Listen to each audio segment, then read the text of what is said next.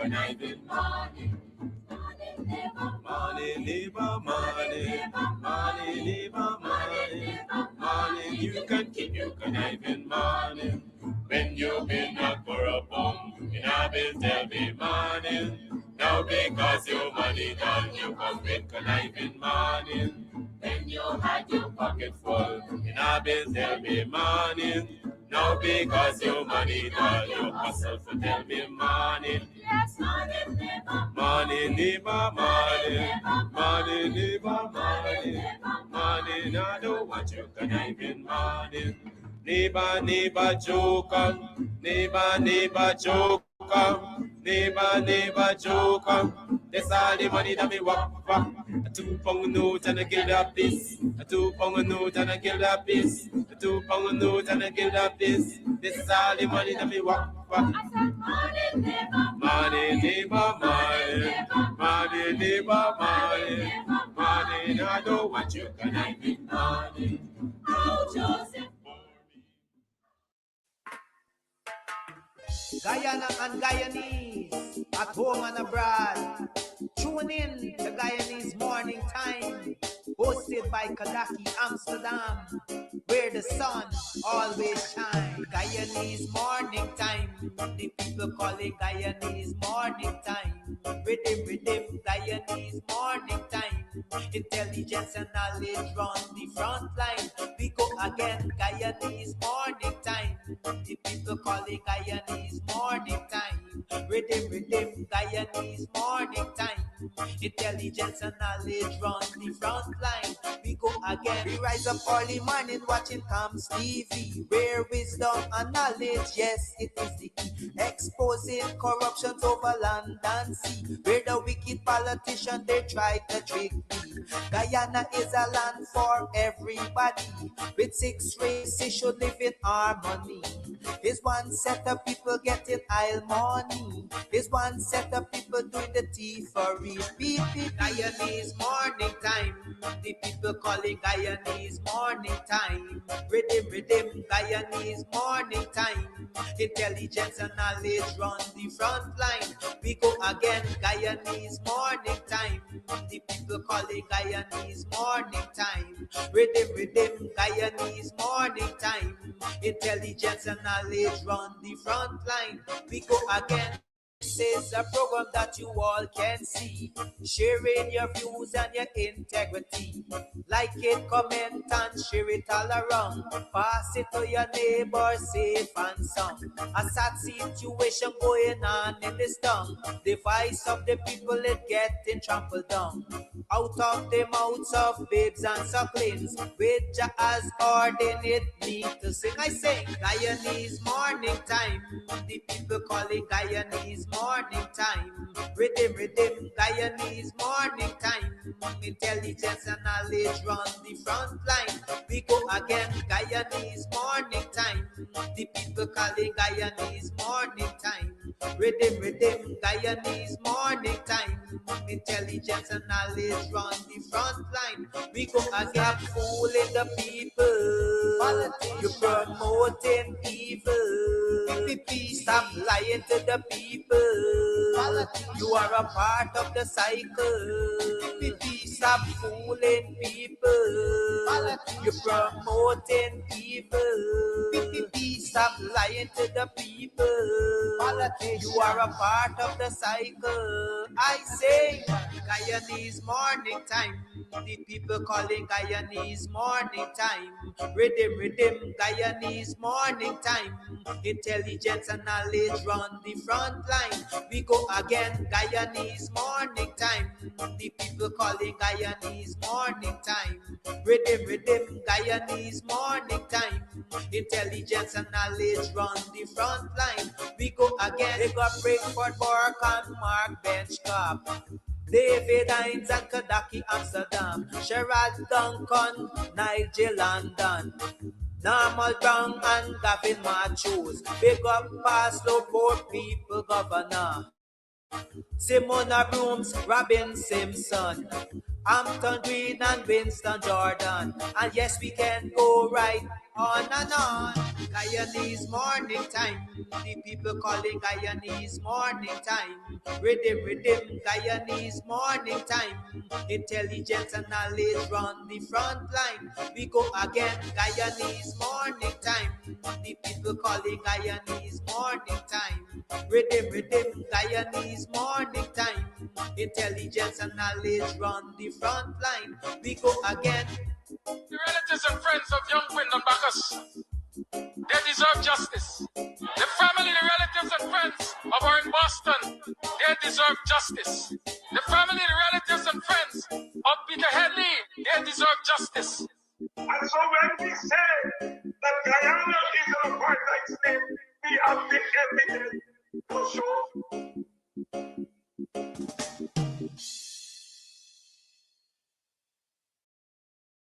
Make memories with good vibes, great music, and timeless classics. This and every Sunday, Club Twilight Lounge, Sideline Down Buxtonian presents the Real Big People After Lunch Oldies. Music by popular DJs. Admission is free. Starting time, 13 hours. Club Twilight Lounge, Sideline Down, Buxton North. The place to be.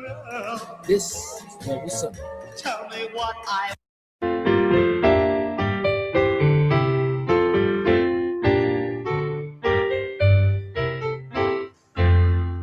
Marching towards the shining future, courage high, the past is gone.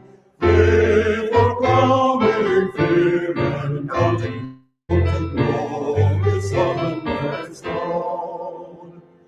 The storm goes dark and glory, through face lightning, flash and flame. On the Republic of Guyana, glorify Guyana's name.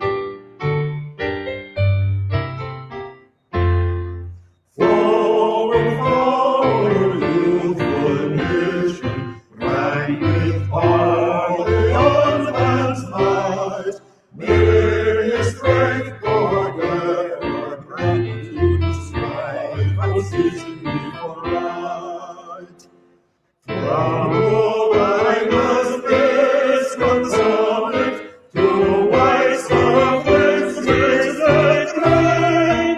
Build thy people, dear Guyana, strong, united, loyal, free. My Guyana, my Guyana, my Guyana. My Guyana, Eldorado, best of all the world away. In my heart wherever I wander, memory enshrined thee. All my hopes and aspirations, all my longings, only tie everlasting bonds around us as the fleeting years roll by. My Guyana, Eldorado, my Guyana, times unfolding, and for my destiny, to redeeming lasting splendor, for years and lost for me. And the dawning of thy glory, o'er the long, long night is past. Oh, arise, triumphant, glorious, from the ashes of the past. Oh, arise, triumphant, glorious, from the ashes of the past. Guyana, oh my lovely native land, more dear to me than all the world I see washed sun, this upon the borders, looking out upon the deep, the great Atlantic rolled into a fury. For a sea, at morn, at noon, or measuring the crimson sunset's glow, I love thee, I love you, I love thee.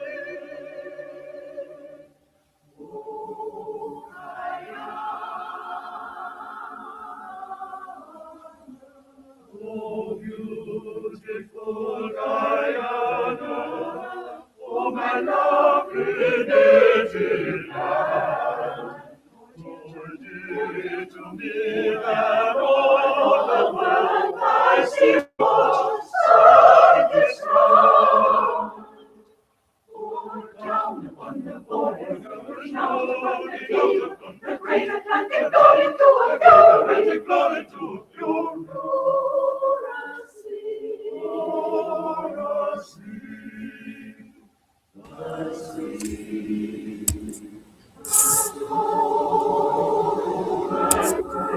Hey, morning. Welcome to another program of Guyanese Morning Time. It's 24 minutes past the 7 o'clock hour on the 23rd day of April in the year 2026. How you been? How was it yesterday? How was it last night? How you feeling this morning?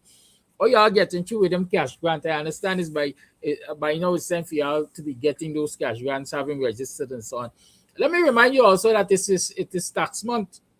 It's April month. You should be filing your taxes with GRA. And this is not a plug. This is making life easy for you. File your taxes. I got an app named Partner. PADNA. I find the Partner app very useful. For about a year or two, it has been out, and it worked, and it works. So you can try the Partner app. It's easy to submit your taxes, your tax returns, I should say, through Partner. Right? I think it uses your TIN number as your password and so on and so forth, right? But you can check out GRA's site and download the Partner onto your mobile phone and so, and use it. It's I can tell you it's convenient. It's convenient. You don't have to line up saying those lines to submit tax returns and so on and so forth. And the easy thing for me is that you only need to input on the app your earnings for the year, and I think the amount deducted at source, right? Tax deductions, and they do all the rest. The Partner app will calculate and tell you immediately if you owe taxes or not, or if you're due for a refund. I don't know about the refund business. I don't know if GRA gives back anybody anything. I remember some years ago, I was due for 2 refunds. I got one. And they give me the royal run around to get the other.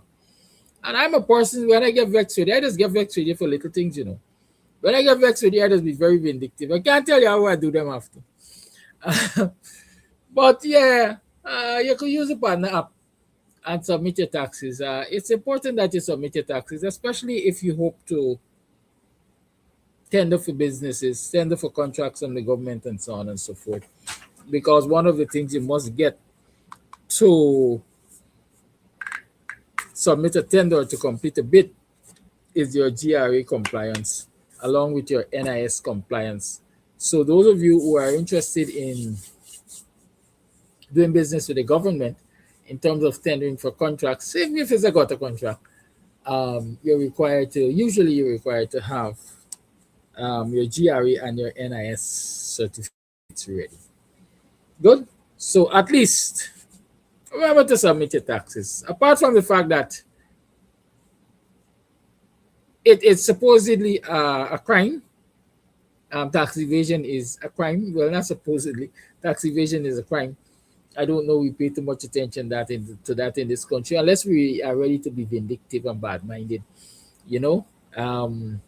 Otherwise, you only get involved in trying people for tax evasion, and so when the great US say that they evaded tax and they have an interest in it, whether for extradition or otherwise. Right, folks? Good. It's Thursday. Mr. Jordan is going to be on. I asked him to participate in a new method of coming on. So I'm waiting to see when he enters into the studio via that new method so that we can get the conversations going. In the meantime, I want to ask you all a question. You see, this country, people don't understand that this country is small, you know. Tomorrow I'm going to go in depth into this discussion which I'm starting. You know, people don't realize this country is small. You know, this country is a very small place. It also got a lot of lazy people, and lazy people in the media too. And that is why a lot of lawlessness pass in this country, and nobody really gets to the bottom of wrongdoings. I think it was Sunday evening I posted that there were several guns, ammunition, and counterfeit currency missing from the C Division headquarters, Cove and John. And then Monday morning, I published that story. Or was it Saturday? I published the alert. And then Sunday, I published that story. It sounds like the right timeline there. I saw one follow-up or two. One follow-up or two. Travis Chase published after the same story or a similar story. It can't be the same story. A similar story of the missing guns and ammunition and currency and so on and so forth. And as a matter of fact, he gave a timeline. I didn't want to do that. Of how long these things were missing and what they were involved in and so on and so forth. And of course, the media, the mainstream media doesn't name names. They say I'm brave for naming names. But if I have names, I will name names, especially if they're public officials. And so I listed some names. I gave some names in the old mix-up, right? Hit Baran being the station sergeant and so on and so forth. I also said when Waldron did not make a statement on this issue, the police commissioner did not make a statement on this issue, and nobody in government made a statement on this issue. The commander of C Division did make a statement on this issue. And then as I saw Travis Chase reporting, I think Big Smith eventually did a story, and they said that, Hit Baran, who was the station sergeant, is on close arrest. Well, I'm saying to you this morning, Hit Baran is not on close arrest. Let the police prove me otherwise. Let them prove otherwise. Hit Baran is not on close arrest. Yes, the station has been handed over, so Kendall is now the station sergeant, which he should have been several months ago. But until the shit hit the fan, they weren't prepared to give him an easy time. And so Kendall is now station sergeant. Hit Baran is not under any kind of arrest.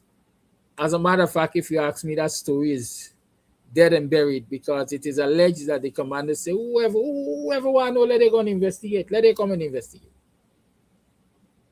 Is that how law enforcement is taken care of in this country? Do you know that that's a criminal matter? It's theft at minimum. It is theft at minimum. And therefore, OPR ain't really got too much business in them. It is the CID, major crimes especially, that should be involved in the investigation of that matter. And you all know me, I just behave like I drink water after harsh, no? Me story don't done so. So y'all keep in mind that my story don't finish. I'm going to continue to track this story, and I'm going to continue to bring the details to you. And tomorrow we're going to have an extensive discourse on it and law enforcement in general in this country. I think we have Mr. Jordan. Good morning, Mr. Jordan. Mr. Jordan, are you there? Hello? Hello? You might mute everything over by. He's not muted. Can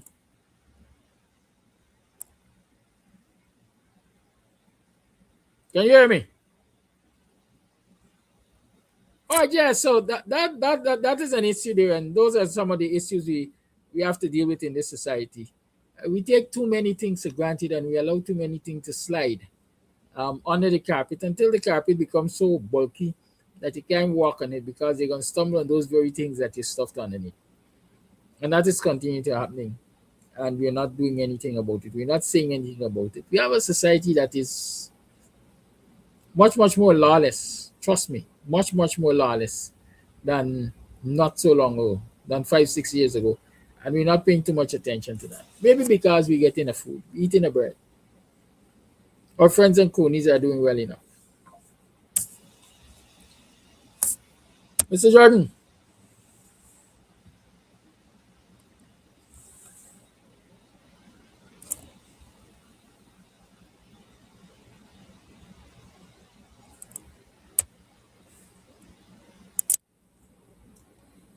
I'll be restrained. We gotta get this right. Because the previous method, let me tell you what I'm trying to do.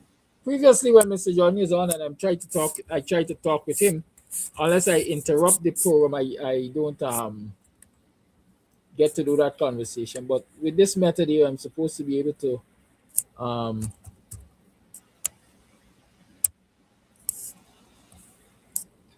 speak with him without having to do a lot of clicks.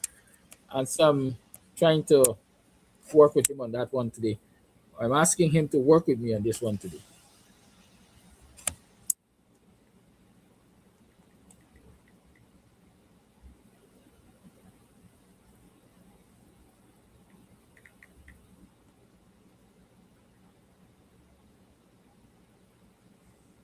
This method also allows him, I think, to listen to the program live. Yeah, I'm talking to you. You are in the studio, but I'm not hearing you respond. What's going on at your end?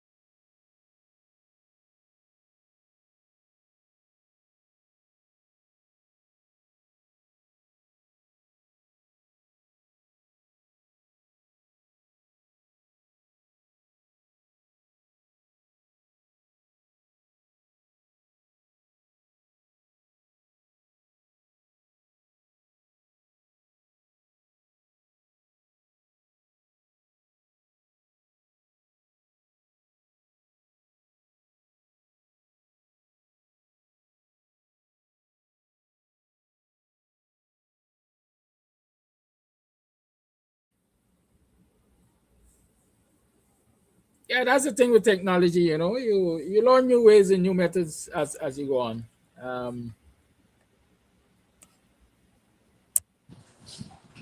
right, so can you hear me now, Mr. Jordan? Yeah, I'm hearing you. I'm hearing you. Good, very well. It means that my viewers are hearing you also. So welcome to the program. Welcome to another program of Guyanese Morning Time. Um, it's your Thursday. It's Thankful Thursday, and I hope everything is good. Yeah, thankful Thursday indeed. We had a lot of rain yesterday, boy. Yeah, man. A lot of rain and a lot of blackout too. Boy, we have had so many in South Rhineville that their party spared us yesterday, and I hope they continue sparing us because I see, for example, Ali running into South opening Aubrey Barker Street. I hope to talk a little bit more about that and thundering about they have to take over the city. But where was he when South Rhineville was built and all the pioneers had to go through all the roughness, the bush, and the rusty water, and the poor roads, and the 25 hours of blackout, and all kinds of story, But that is another story, that we will hopefully talk about later on in the program. But yes, one of the reasons it is good to live in Guyana is because you could get either sun or rain. You don't have to go through those 4 seasons, and it's not very hard on the body. You don't have to be drinking tablets to get you certain vitamins and so on. You get it from natural sunlight and so on. So one of the good reasons, it has its pluses and its minuses, but overall, it's better to be breathing fresh air than the manufactured air, so to speak. So thankful Thursday, thankful to be in the land of the living. Many of those didn't make it. May their souls rest in peace. And 2 of them who didn't make it, one is the wife of a family friend of ours and well-known contractor Courtney Ben. His wife died during this week after ailing for a while. The funeral is today. Viewing is at Merriman's Funeral Home from 11 to 12. And service at, I think, St. Andrew's Church in Providence, next door to the gas station and the school there. The service is from 1. And burial will take place in the churchyard. Condolences to my good friend and his family and his close ones. And then, of course, the more well-known death of Orny Smith. Orny Smith, Jamaican reggae singer.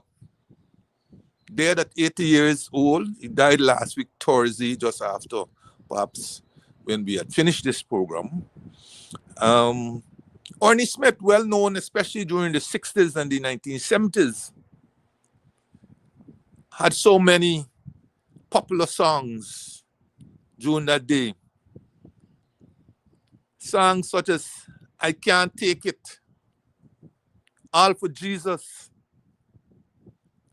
Duppy Gunman, Ride On Sammy, Play the Music, Sweet, Sweet, Kick Yard, Slide Mongoose, Pitter Patter, The Raindrops Coming Down, Pitter Patter, then Bend Down, you know. So he had a lot of tunes, many of them #1 in the Caribbean, and many of them we danced to. I'm sure many of our listeners and our viewers could associate with these songs, you know. You know, as I reminisce on Orny Smith, I remember some others. In fact, many now have gone to the great beyond. They're going one by one. But I was thinking, and I don't know if Paul is listening to the program, Paul Slow, but I wonder if you remember a group called Tomorrow's Children. Tomorrow's Children was a group that included people like Ken Lazarus. Hello, Carol. I'm depending on you. Yes, Ken Lazarus and Pluto Sharpington. Pluto Sharpington. And the lesser known John Mandingo Jones. Do you remember the tune John Jones, Son of a Gun? It's not he singing too. But I think John Jones sang a tune called I Who Have Nothing. Right? And then you had other singers, not necessarily in Tomorrow's Children.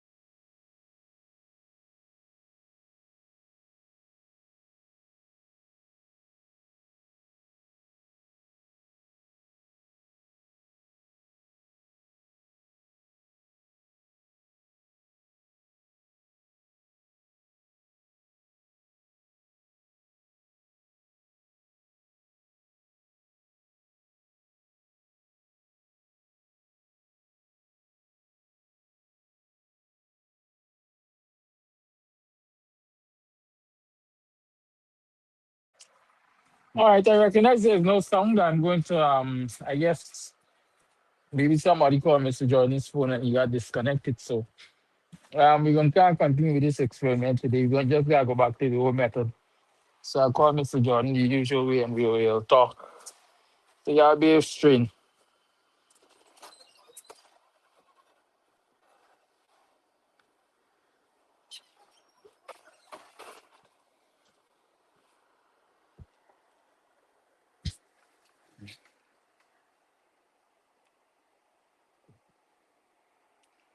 Um, yeah, let me see. I have to do some work to get Mr. Jordan back in the studio. Oh, I see his bag there. Mr. Jordan, can you hear me?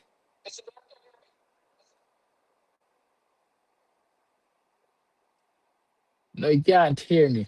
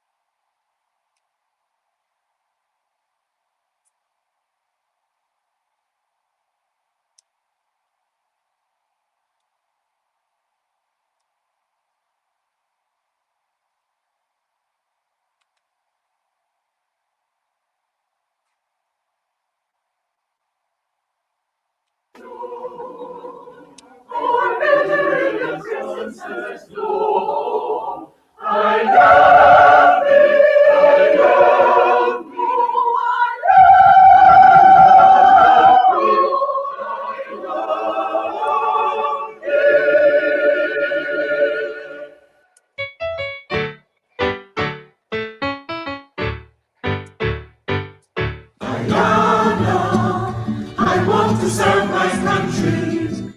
Guyana, beautiful, happy, and free. Guyana, let's cooperate with our government to help develop Guyana the free. Together, my comrades, we will build our new Guyana, a country where all are equal opportunity. So let us begin now to show loyalty to Guyana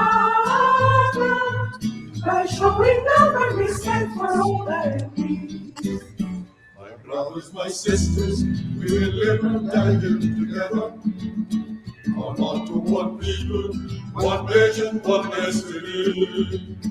For harmonious living, cooperation will be forever.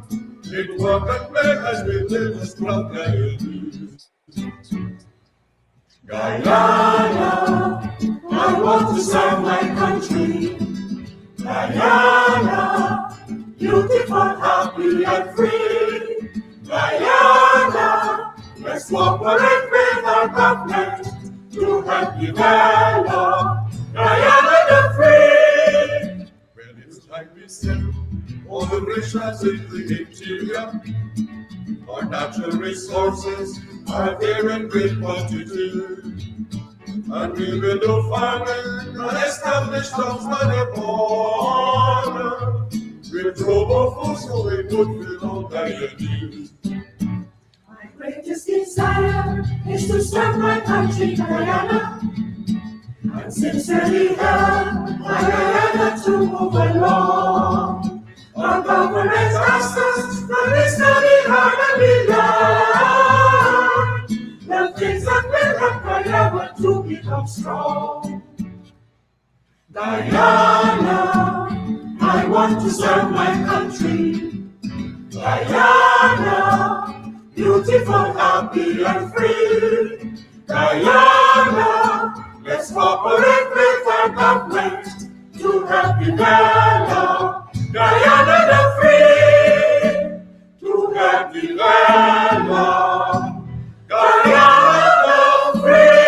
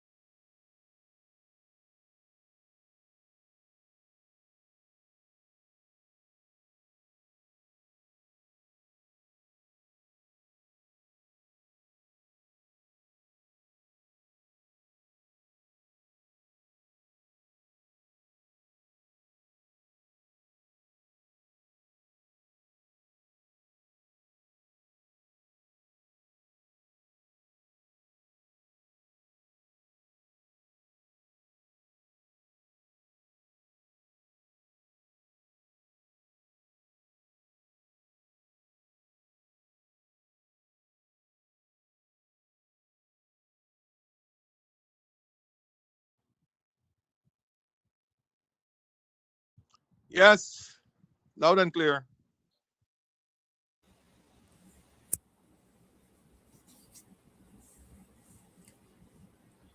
We got to go.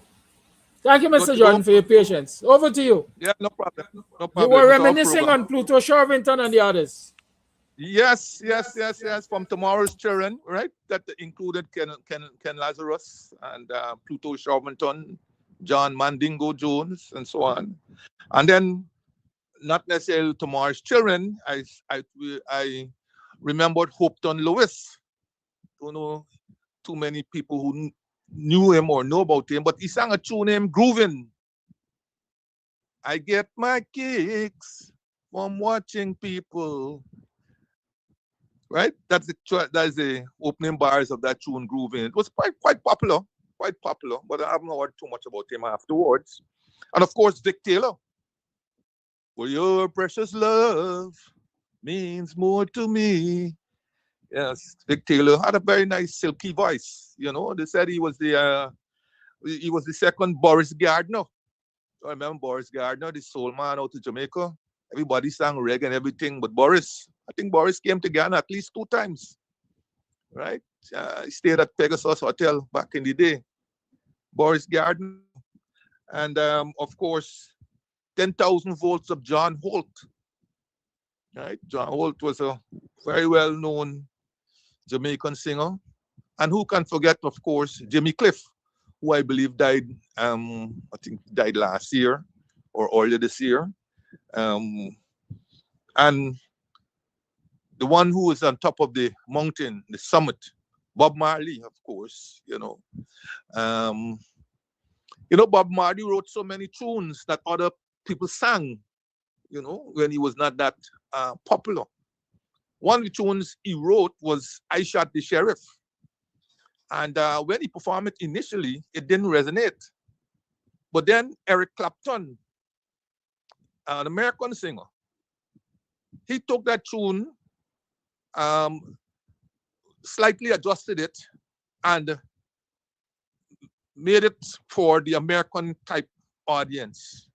And he sang it over, and it became a major hit.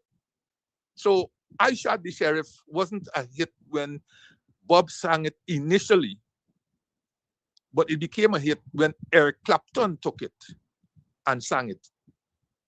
And then subsequently, Bob reclaimed the song and sang it, and it became even bigger hit than Eric Clapton. I shot the sheriff, but I didn't shoot the deputy.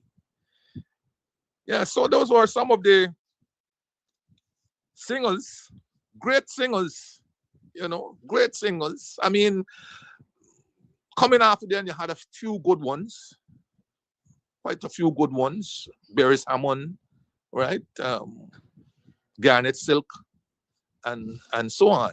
But many of the others that came could be considered forgettable because they engage in a lot of smut and violence and so on. Whereas these people sang clean songs with good music that you could dance through whole night and so on. And if they tried to sing something, it was just more suggestive than this dirty, outright, smutty tunes that you get when dancehall particularly came in. And who could forget people like Patro and so on, who really took it to extremes. But I think she has found the Lord since. And she's cleaned up her act and has exited the dancehall scene. But when you think about how far music in Jamaica came, especially through the 60s and 70s and so on, and the influence of people like Byron Lee and the Dragonaires and so on, you wondered whatever happened to music in Guyana, and why we couldn't, up to today, with the exception of, say, Eddie Grant, produce, more people of international caliber, or people who would have made it. And not the ones we're trying to borrow like Rihanna and so on. Rihanna ain't born in Guyana. She born in Barbados to Guyanese mother and whoever father and so on. So we're talking about real bought people like Eddie Grant. You wonder why. And part of the reason is because the way we treat with culture. We treat culture as an appendage, culture in all its forms, whether it's dance, skits, poetry, singing, all the different forms, painting, and so on. We're trying to treat this as appendage, We're more interested in pouring huge sums of money in sugar and rice and bauxite and building roads and all kinds of things, But notwithstanding all of that, we still were able to produce a number of singers of some quality, from top of my head. I can remember Aubrey Mann, Aubrey Cummins, whose tune Flower Named June, legend goes, attracted the attention of legendary Johnny Mathis. But apparently the deal wasn't good enough, right? And so Johnny Mathis was never able to sing that song, Flower Named June. But it was a beautiful song, beautiful, beautiful song. Then, of course, Johnny Braff, who grew up in Station Street, Kitty, right? He grew up in the western half. I grew up in the eastern half, with the train line being the divider. Johnny Braff, Mark Holder. A lot of people don't remember Mark Holder, but Mark Holder was a pretty good Guyanese singer. Went international long time before many others. You had Mark Bryan, right? You remember one of his famous tunes was Charan Charan, right? Mark Bryan. Sammy Bosch, the only local singer who I know who could sing Blood, Sweat, and Tears. If I ever loved you, ba-dum, ba-dum, I would have told you so. Sammy Bosch. When he worked that tune, anywhere he went when he worked that tune, he would bring down the house. Sammy Bosch. And then there was Sach Prasad. Lionel Abel, Lonely Man. When that tune came out, Lonely Man, man, it took dances by storm. Lonely Man. A lot of people thought it was foreign until they got to know that it was a local tune. Lonely Man, Lionel Abel, Pato Gonzalez, and my favorite female singer, Rita Forrester. Now, I have family who are the Forresters. My mother's eldest sister married Ivan Forrester, the famous Guyanese painter and artist who wrote the poem I Mazruni, that was at one time a CXC poem. So I do have Forresters, but I've never found out whether Rita is associated with them. I suspect. But what promotion can do for you? I mean, hands down, Wendy Allen can't sing with Rita Forrester. Yet, Wendy Allen is a legend in the Caribbean. Barbadian Wendy Allen is a legend. With all her songs, used to, after 12 o'clock, after 12 midnight, you were accustomed to listening out to Wendy Allen. Continuously playing, or very soulful tunes. And,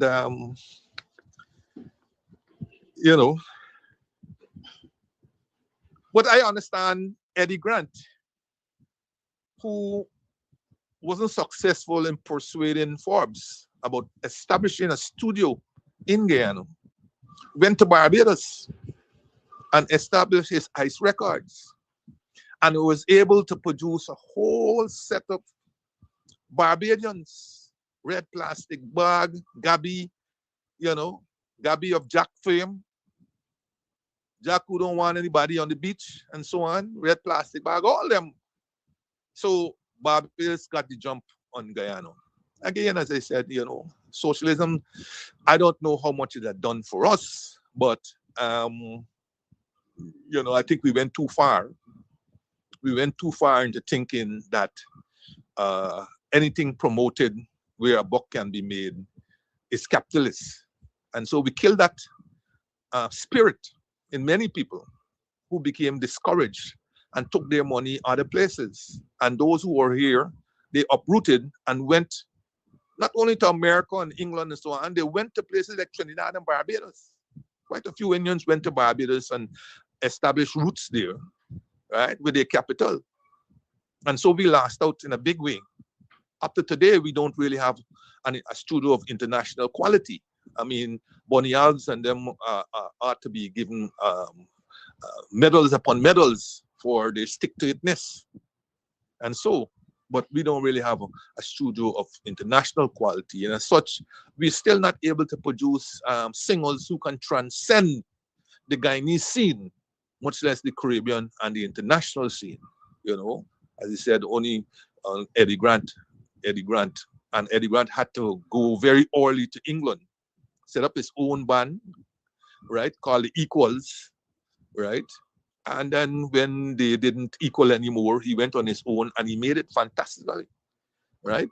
Joanna, tunes like Joanna and so on really continue to hit airwaves and so, So it's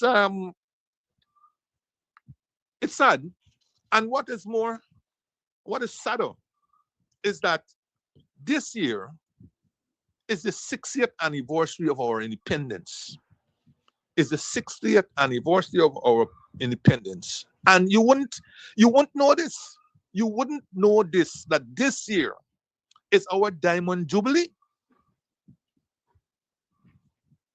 And you wouldn't know that it's only weeks away for the actual date. But when you look at the leading up events, where are they? Do you know also that this year is the 60th anniversary of the Barbadian independence? And check Barbados's calendar of events leading up to their 60th in November. Yes, both Guyana and Barbados got their independence in 1966. Guyana in May, Barbados in November. And you check what they are doing. Look what we have here. What are the events leading up to our independence? It's like a damn squib. They've outsourced FET and everything else to hits and jams and their likes. So you're hearing how much dirty on the beach and all kinds of story. But you don't even have a competition among the school children, the various grades of school children, to say, write an essay of what perhaps independence mean to you, mean for you, or something to decide. You don't have anything in children, for example, to develop poems, skits, paintings. You don't have programs or anything reminding you from whence we came. All you get over and over and over on the air is this on the beach, that on the beach, dirty on the beach, Juve. That is not what independence was all about. Not what independence was all about.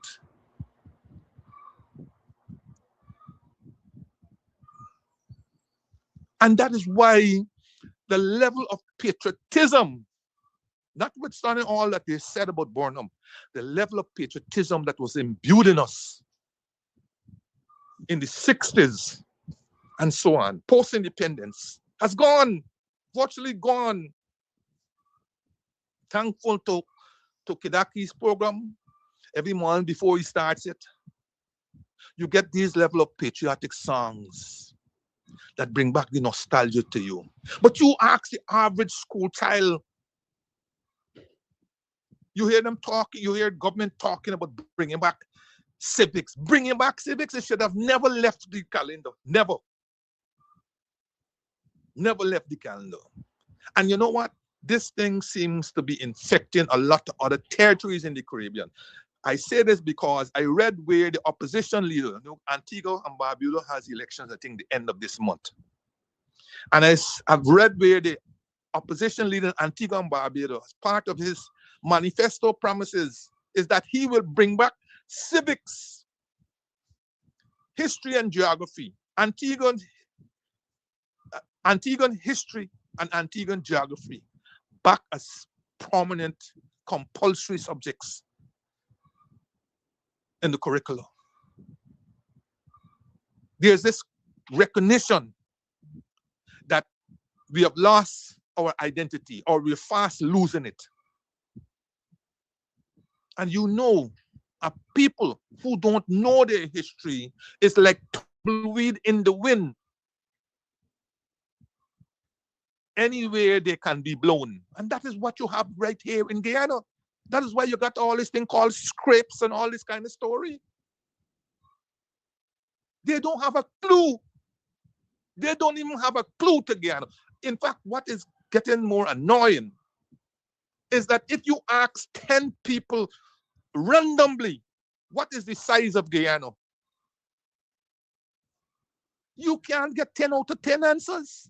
And if that is not shocking, if that does not shock you to the core, I don't know what else will.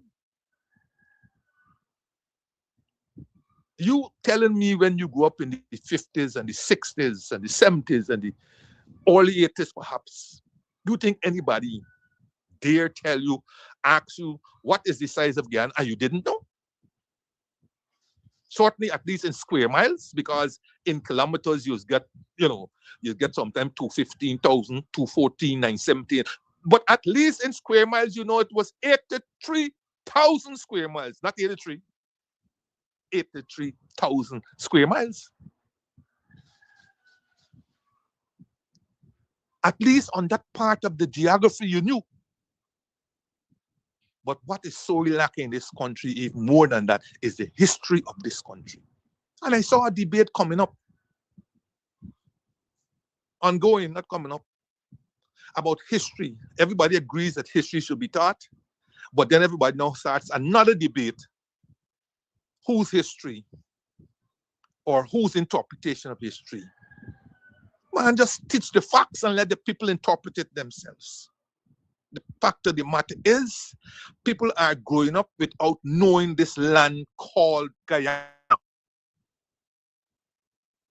That is why they seem to be nonchalant about Suriname,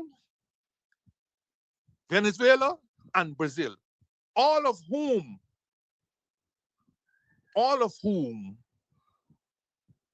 have some claim, major or minor.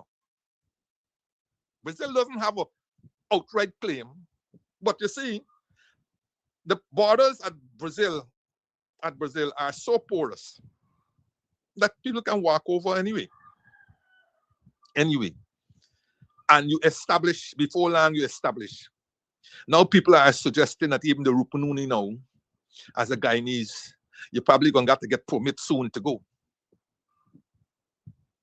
People make these things in jest and so on, but these things are coming to pass.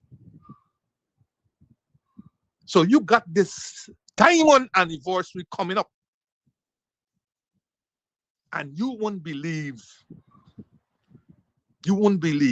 they're making it into another event, another fit that's coming up, another something for money to be made.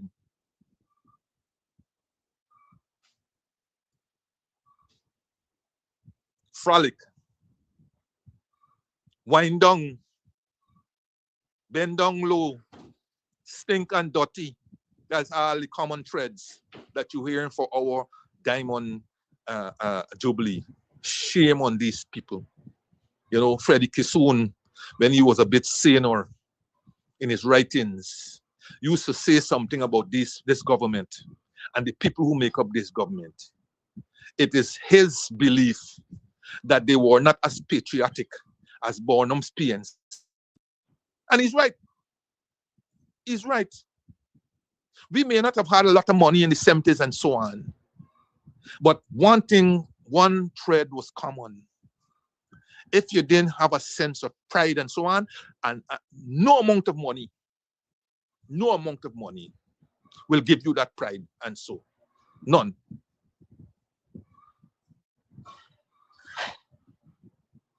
If you don't know what you own, then you ain't gonna be fighting for it. That is why people have this behavior. Some people say, let the Venezuelans come. That kind of attitude you get in. You see where we're going with this? And it's coming from the top, the government, in terms of their actions and their behavior. When you consider that this year you had a $1.558 trillion budget, but that the Ministry of Culture, Youth and Sports only could command $10.9 billion of that $1.558 trillion. $10.9 billion for the Ministry of Culture, Youth and Sports. And of that $10.9 billion, only $3.7 billion was allocated to culture. Slightly more than they got last year. And 3.7 billion at a time when you are about to celebrate one of the grandest occasions in the history of this country. It's 60th. 3.7 billion for culture.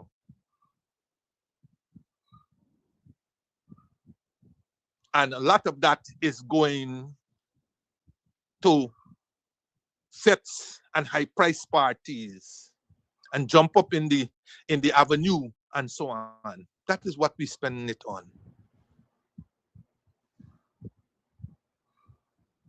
And big bacchanal and banquets and so.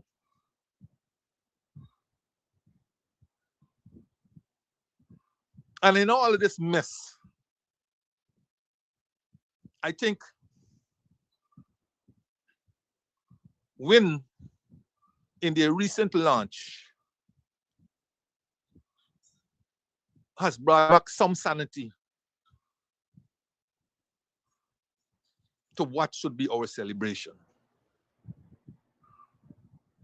Launched under the motto, rooted in identity, rising in destiny.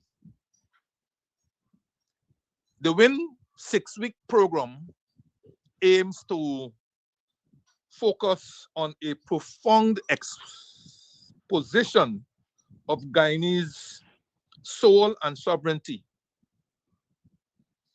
It prioritizes historical reflection and community service over fete and festivities. And they have their program there set out. I thought it was a commendable effort on their behalf, and I hope it's successful, even if it runs counter to what the narrative that the government is putting out.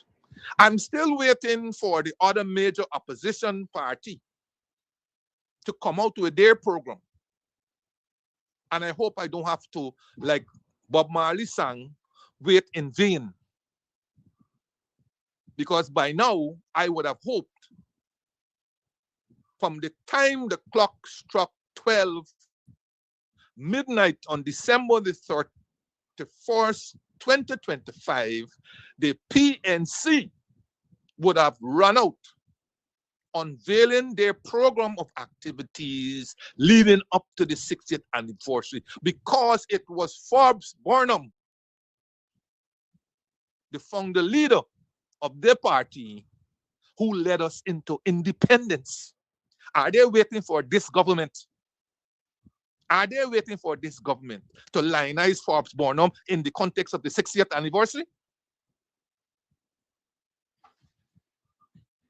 There are sometimes when you get so upset as a person in this country. Your 60th anniversary is coming up of independence.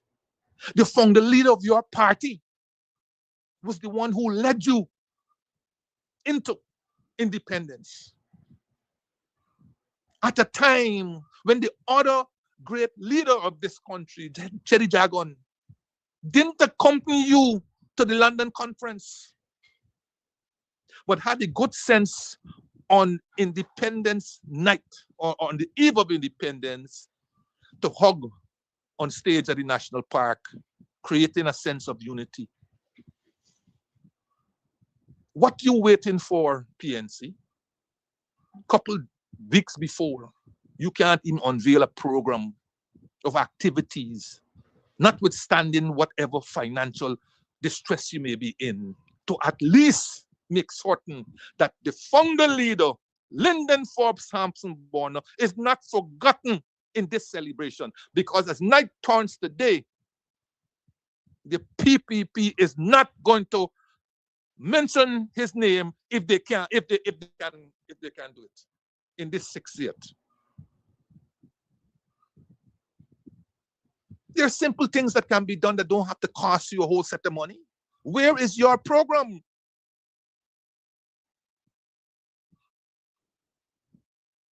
And in all of that, last week I mentioned it, I've been mentioning it since last year, and I'll mention it again.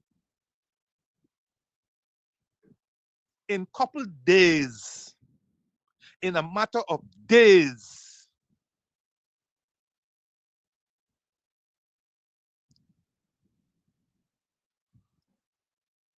It will be the 50th anniversary of the Declaration of Free Education from Nursery to University in Guyana. Once again, it was your founder, leader of the PNC, Lyndon Forbes Sampson Burnham, who at the National Park on the 1st of May, 1976, made the surprising but welcomed announcement of free education from nursery to university from September of that year. What programs have you put together to recognize the signal achievement in our history of education in this country? None. And I have been preaching and begging program after program. Even a simple banner adorning the perimeter of Congress Place could have sufficed. Even a simple banner.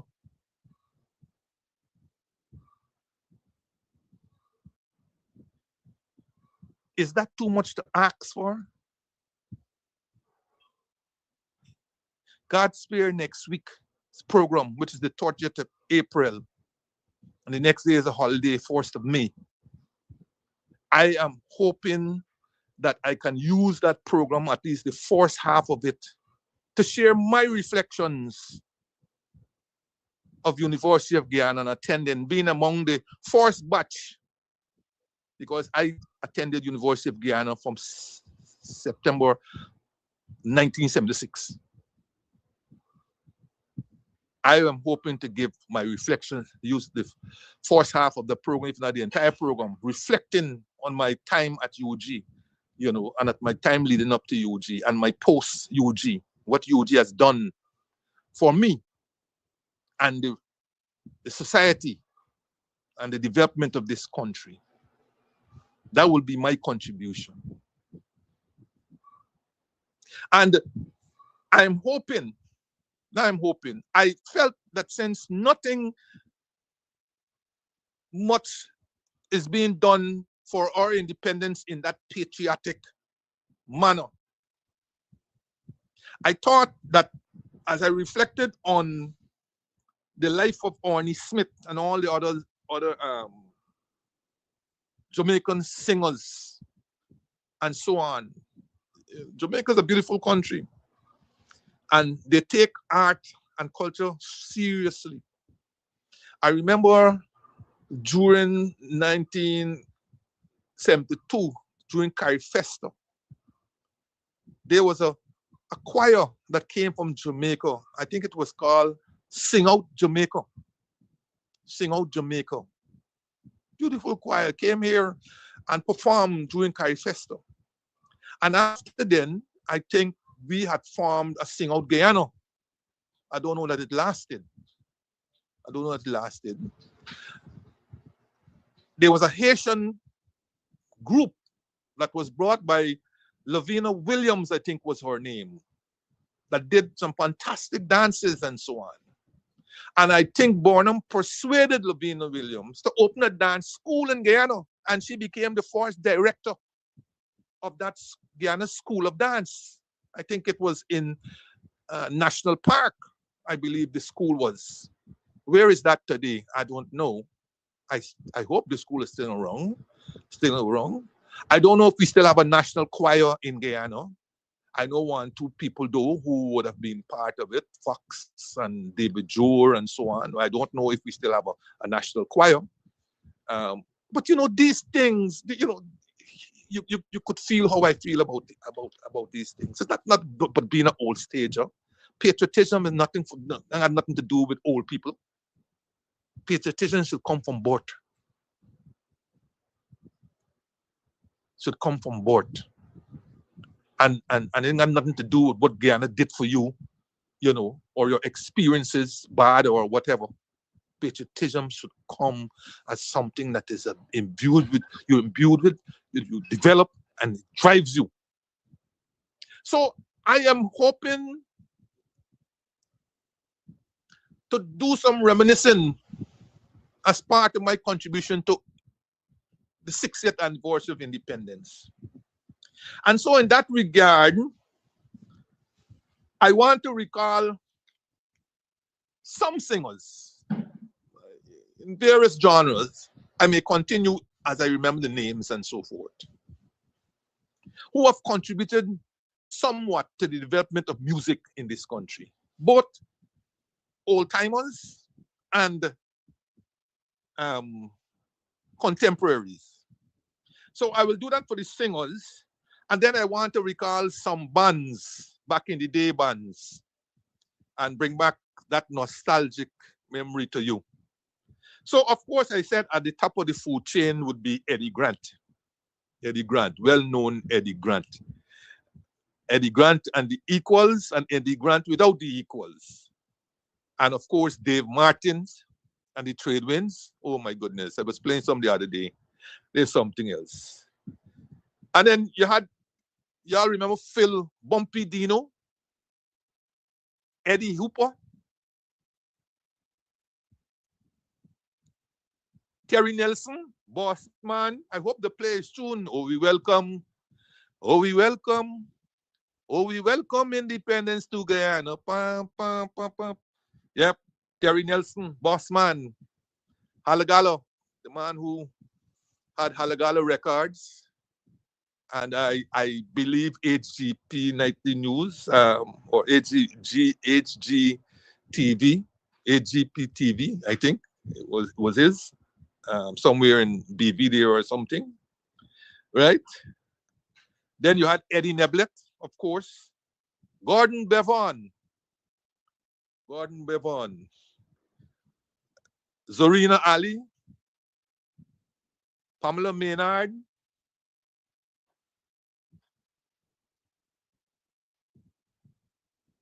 of course you had, in terms of today's singles and so on, you had Charmian Blackman, Terry Gadraj, Samuel Medas, Lisa Punch, Natural Black, of course, Poonam Singh, Jomo Rabues Primo, Jackie Jacks, Calvin Barnett, Saiku Andrews, yes, our MP Saiku Andrews, well known in the religious field. Joyce Armelia Harris, remember her tune, Benji Darling. Tamiko Marshall, of course, she has done quite a bit of work. Mystic, and one who I think you never knew, but I knew him well, Douglas Moses, also known as Dougie Mo. Dougie Mo and I worked at Customs and Excise. When I joined Customs, Dougie Mo was there. At Customs and Excise used to be at Camp on New Market Street. That's the branch I worked at. And he was there. And he was into this music story. And eventually, he cut 100 records. 100. But was only able to sell 6. He was only able to sell 6 because he had to finance it out of his own money. And eventually he got Reggie Demerara to play it. I think it played a couple of times because I think it actually made the hit parade. But he was never able to sell more than 15 of them. He sold 6, and then when he started playing the radio, he sold a couple more. Then he had to give away. I ended up getting about 3 or 4 of them. But it was good music. The tune that he sang was called Someone. All right. And I think he had backing vocals from Zorina Ali. I can't be sure, but I think he had backing vocals from Zorina Ali. You know, I mentioned Sammy Bash. But Sammy Bash also had a sister, Dolly Bash. You all remember Dolly Bash, who experienced a death up to today that I think is still unsolved. I think she was murdered somewhere around by the Kitty Pump Station there, if my memory serves me well. Yeah, Dolly Bash. I think she might have entered into one of those beauty contests. Not the Bash that married to Michael Caine. She was Shakira. She was Shakira Bash. But this Dolly Bash, sister of Sammy Bash. Yeah, so those were some of the old stages from back in the day. And now, if I could just use a couple of minutes to mention the bands from back in the day. You all remember what you were doing when you heard some of these bands, like the Silvertones, Atlantic Symphony, the Young Ones of Diana, Covadis, Maribontas, Invaders, Rhythmaires, Cannonballs, Song Dimension, GDF Frontline, Mystic Combo, Mischievous Guys, The Graduates, Jet Stars with Gordon Samuels, Night People. Remember that group? I remember that group from Kitty, Night People. The After Dark Movement, Little Jones. Remember that anti-bantam group, Little Jones? Sid and the Slickers. Of course, the venerable and still around Yoruba singers. Tom Charles and the Syncopators. Rudy and the Roosters. Bumble and the Saints. Des Glassford Combo 7. Tell Stars. Dominators. Cortis and the MGs. Chet and the Diamonds. Mingle Song Machine. The Meritones. The Gemstones. The Originals. And the Jazz Crusaders. How many of those bands y'all remember? How many of those bands you danced to? What wickedness did you get into when the music started bite? All those remembrances are will be part of our contribution to our 60th anniversary. As I'm able to research and get in more information on different aspects of our culture, I would like to bring it until the day when we celebrate. All right. I mean, these are the things we got to do for ourselves. It doesn't seem that others will do it for us, even though they're controlling the huge purse string, in this oil-rich country. All right. Remember last week I told you of my travels with GT&T. Well, they continue, you know. They continue. And these will continue in a country where we seem to take anything. And what do we do about it? Whether it's our politics, community, the service, whatever. What do we do? Huh? We complain to those who don't listen. We go into our rum shops or our small groups and so on, and we complain. And we immerse it in alcohol or prayers or quarrels or whatever. And the next day, it's back to square one. And that is the same thing with almost every service you have in this country. Some of them are of intermittent quality. Others are nothing but the pits. And we are not the people who seem to read fine print. And it's getting finer and more taxing on the eyes.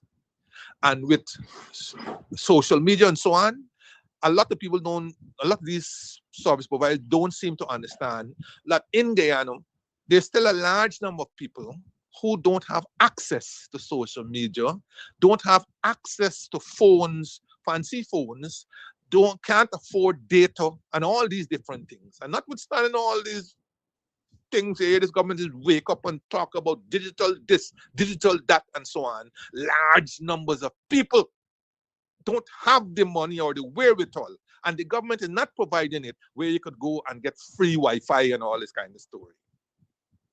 Right now, I am so fed up with the the service that GT&T is giving in terms of the internet.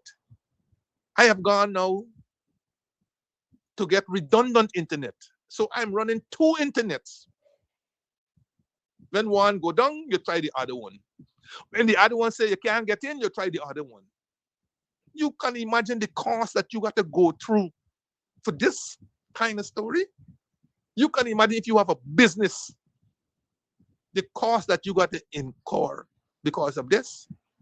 And the government busy running all over the place, saying the opening this and the opening that and so on. They open it and then they turn their back and they're gone. Do they have anybody who's investigating these service providers? Or they're waiting until mandatory sometime in the year when they got to report? People are tired complaining about poor service in this country. Tired.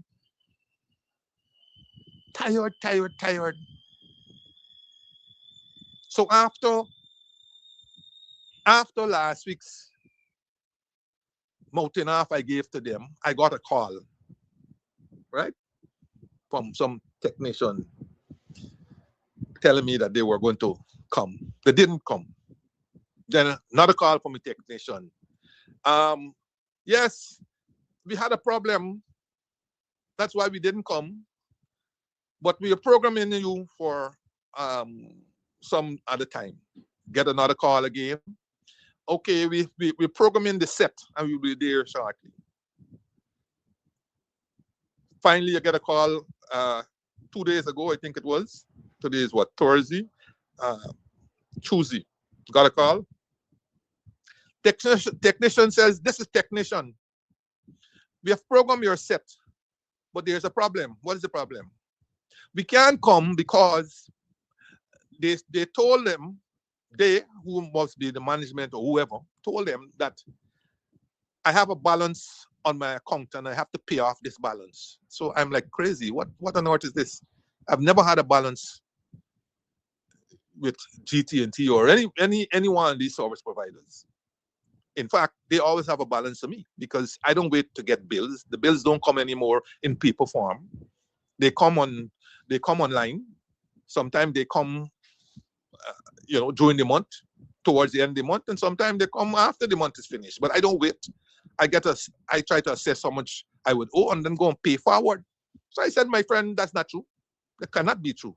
Because on the 7th of April, GT&T sent me my balances on my 3 different accounts. And none of them had a balance that I owed. All of them had balances where GT&T owed me. So there I have now got to go and call GT&T about this nonsense. So after going through all that long thing that have your name, your this, your TIN number, your this number, and all kind of thing, they have me holding while they check on this account. Check in. Then the girl come back and say, yes, you owe us $1,350. I say, oh, you $1,350. And when on the 7th of April, you sent me my balances where you owed me on this same account $680. She said, no, here what happened. We didn't bill you for February 2021. No, I'm not making a mistake. She said, we didn't bill you for February 2021, and that is the amount that is showing up now. I said, girl, you're not singing, unfortunately, how can you be singing? You, on the 7th of April, you sent me my balance of positive in my favor of $680. If you saying that I owed you for February that you didn't bill me $1,350, what happened to my $680? She confused. So she said, oh, okay, let me go back and check. Let me go back and check again. You understand what I'm saying? Let us an argument's sake that says that you didn't bill me for February 2021, which you now claiming because you got to change my service. You now bring it forward. You didn't bring it forward in 2021, 2022, 2023, 2024, 2025, and 2026 before this matter. You bring it now when you got to go and bring this new service that you You change. Now you're bringing it. So I said, no, this thing ain't making no sense. So she got back, waiting a long time. Finally, she says, okay, we are going to send a technician to install this service. She ain't telling me what happened to all this thing about I owe in February 2020, this ridiculous thing about I owe. They didn't bill me for February 2021. Oh, no, she's friendly now. Yes, I can inform the technician to come and install the service and so on, which obviously means that all that foolishness she was telling me is not, you know. But let us assume that she was right. What kind of service is GT&T and One Communication running when you are claiming that you didn't bill somebody 5 years ago? And you're trying now to bill them when they have to get a new service after you discontinue the old service that you claim that was using copper. So I tell her, I say, listen. Y'all give me $680 and I don't want your service anymore because I don't really use it anyhow. Who uses landline? Huh? Who uses landline anymore? And I know GT&T or One Communication, whatever they call themselves, they want to get out the business of they want to get out this business. So I said, listen, man, I don't need it anymore. I don't want it. Give me my $680 and you keep your service. So no, because send a technician. I relented. So I'm still waiting for the technician. Right? But that is the kind of service. I do not understand why we have to be treated in this manner. I don't. And I can't say we have no way of no mechanism of redress. But those mechanisms also are cumbersome. Who's going to report to the PUC? And when are you going to get action? Who's going there? Anybody knows where the PUC is located?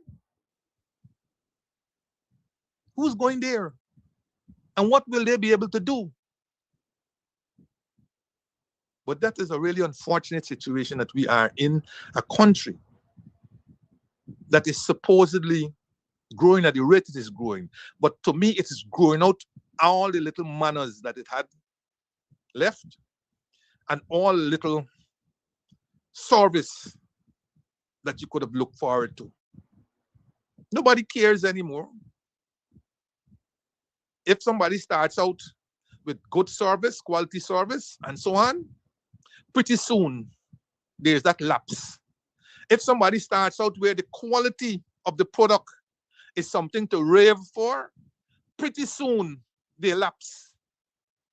It's as if they have to cut corners to maximize further their profits. And this annoying thing, sorry for waiting, thank you for waiting, sorry for your inconvenience. It comes like, it's like, GT&T regrets the inconvenience caused. GPL regrets the inconvenience call. What regret? Why are you sending that? Does it? You think that makes the thing easier on you? I mean, you could understand a regret if it's not something that recurs with the frequency with which some of these things recur. So this now comes as an afterthought to them. You really think GPL regrets the inconvenience caused? This is not a case where they have given you, like, for the last 10 months, non-stop. You get so comfortable, you forget that blackout used to be something. And then, boop, you get a light. And then they say, man, we regret the inconvenience. It was a trip in line 7 or line 8. Like if you care was line 7 or line 8. But at least, you could understand that regret. But you get in blackout 3, 4, 5 times a day, and they're telling you they're regretting the inconvenience caused. You know that they can't be serious. But this is what you get. Whether it's one communication, two communication, this net, this cell, whatever the case may be, they aren't much better. If you rate all of them, none of them can get 10. None will get 10 out of 10 for a defined period, much less all the time. None. Can you imagine you now have to have redundancy? If one didn't work, then the other one, you're hoping the other one will work because of the different things you got. You got online classes, your grandchildren or you might be doing online stuff and so on. So you can't afford when one goes down and then you miss out the entire UG students doing classes, you miss out on a whole, or you might be doing a test online and boop, it gone. And what happened to you? So you got to now run and get no people. Some people can't even get one service, much less saying, but they're going to get redundant service. So I'm not, worried anymore with GT&T and the foolishness, or the one communication, whatever they're calling themselves, with the foolishness. All I can said is get it right. And we need our service providers to understand that the word in service providers that is uppermost is service. Service. Good. So last Sunday, I got up early and went for a drive. And so I drove along this extended Aubrey Barker road that has now been extended to the Ogle bypass. And as you well know, during the week, there was a lot of fanfare and cutting ribbon. I don't know, maybe that's something new now, because the road was opened long before the ribbon was cut. So I'm not too sure what they were cutting. So I guess there's an unofficial opening and then an official opening. Not too sure what's the difference between the two. Maybe it's for the likes of the allies to come and thunder and so on in a community where none of them even understood, survived, or was there, much less paid attention. I could say it because I live in this community over 45 years. And I know who paid attention and who didn't.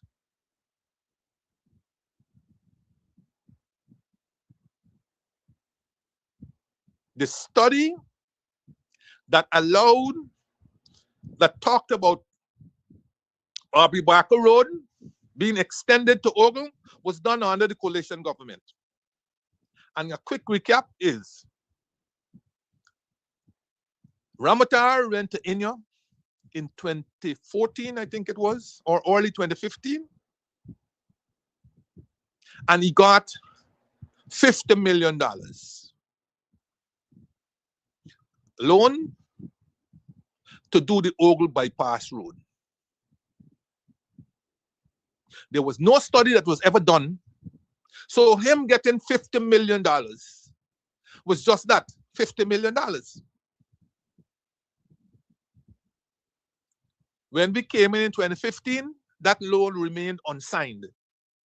It is not until 2016 that I was able to sign the loan, $50 million. After then, it was a long hullabaloo, backward and forward between us and Inyo, Exim Bank of Inyo. Because when you get money from Inyo, you have to employ their consultants, their contractors, and everything else. Now, 50 million is chump change to the Indians when they talk about trillions. So we had to now find consultants to do the study. So you got money, attracting interest, and no study was done. And this has become typical of the PPP government. You go and take money, there's no study. Now we're trying to contract the consultants. Okay? To contract these consultants, the Indian government will provide you with a set of names. And you will invite these names to bid. These name people to bid. That in itself is a long drawn out process. Long drawn out process.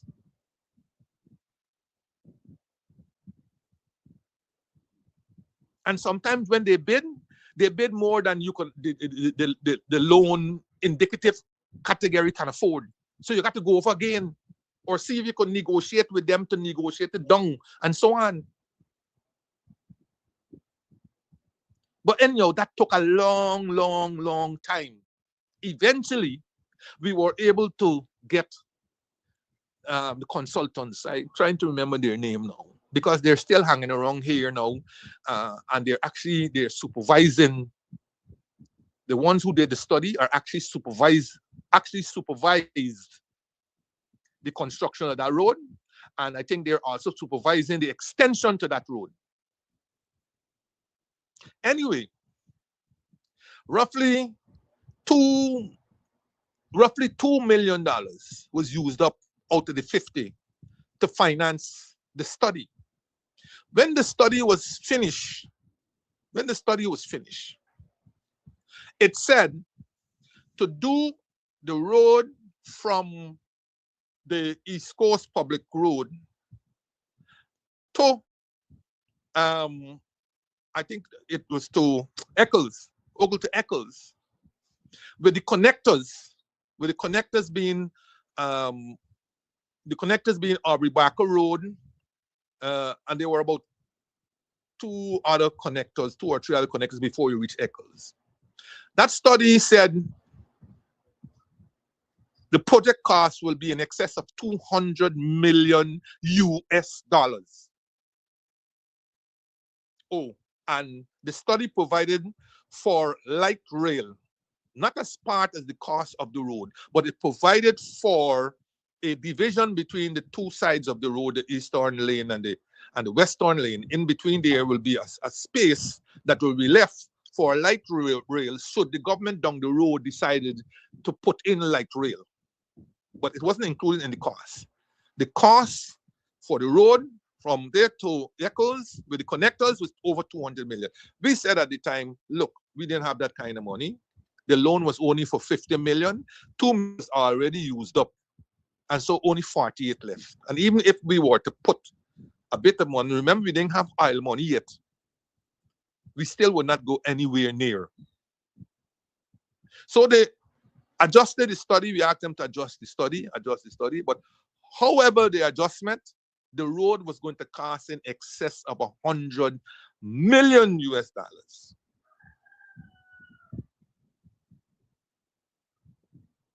And as I said, all you got is 48.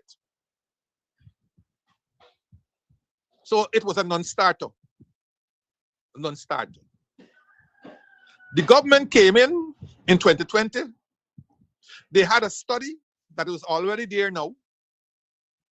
Okay? They got 48 million US. They went out now for contractors to build the road.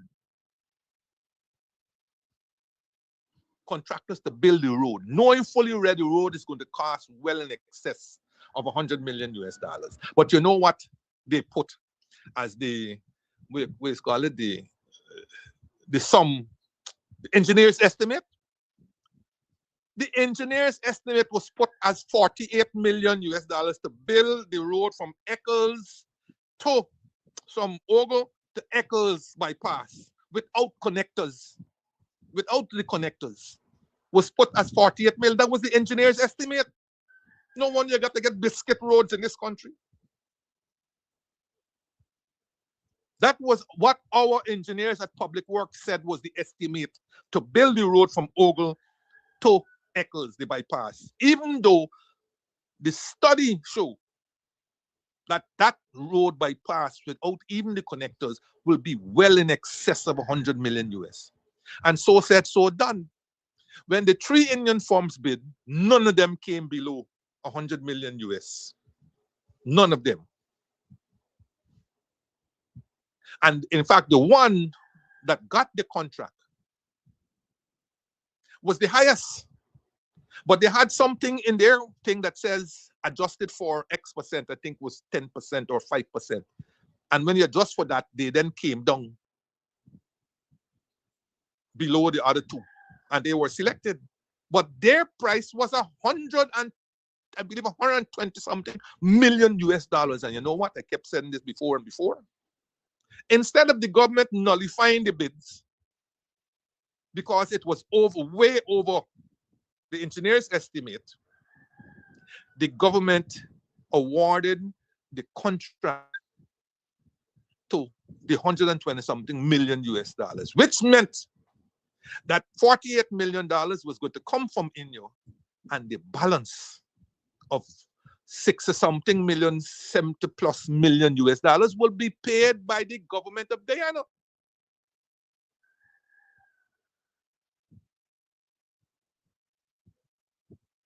And I have always said that is one project that we must investigate, because the government end up paying way more money than the loan that they got.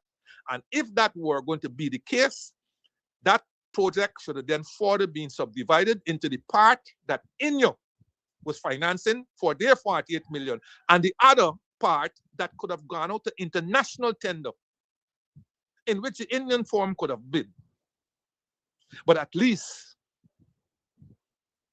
you are paying way more monies than the loan, but yet you're giving the contract to the Indian contractor. So there you had it. The road was built from Ogle to Eccles, the bypass road, without connectors. Note carefully now that the first connector, which is the Aubrey Barker Road, was built purely by the government of Guyana. It had no loan from Inyo or anything. It was built by the government of Guyana, and it costs, I think, either $6 billion or 11 billion Guyana dollars to build the connector, the continuation of Aubrey Barker Street and its extension into 4-lane. Somewhere between $6 and $11 billion for it to go to Ogle. And that is the road. That is the road that Ali went to open a few days ago, or the road that he went to reopen, because the road has always been there. And then, of course, we started a couple of weeks ago driving on the road and so forth. So that is a bit of the history of the connector,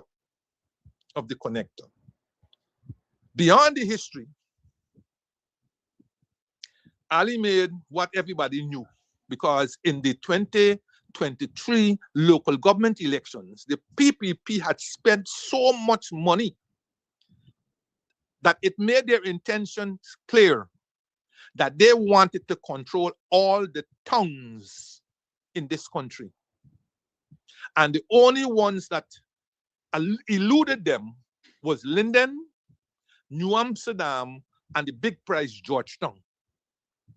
But they almost succeeded in New Amsterdam, almost. And they made slight inroads in Linden, slight inroads in Georgetown, because I think they increased their seat number. But of course, they're still distant. But Ali went in the Aubrey Barker Road opening and made it very clear now. Their intention is to dominate the municipalities in Guyana. And their prize they're going after is Georgetown. They ain't too interested anymore in New Amsterdam, but they will take New Amsterdam if they get it. They're building their own town in Palmario. Okay? And they know they will kill New Amsterdam, which they literally did with the bridge in its present location. But they know they will permanently kill it with the construction of the new bridge close to the existing bridge. And all the activities that are now centering around Palmaria, they're building their own town there. And they know that will kill New Amsterdam. So they're not thing. But Georgetown is the prize. Notwithstanding whatever they do. Georgetown is the capital. Georgetown is the prize. And he made it very clear. We want to run Georgetown. That's what he said. And he framed it as if it was due solely to incompetence of the management of the mayor and city council that you have pothole roads and you have drainage problems and you have garbage problems. This is how he framed it. And trust me, when such a situation exists for a prolonged period as it has done, citizens no longer worry who was to blame and who in blaming and so on. They give up their rights under the municipality for anybody who say they can do it. And this level of short-sightedness has been seen in other towns and what it has brought to them. They don't analyze it and figure out what the government has done.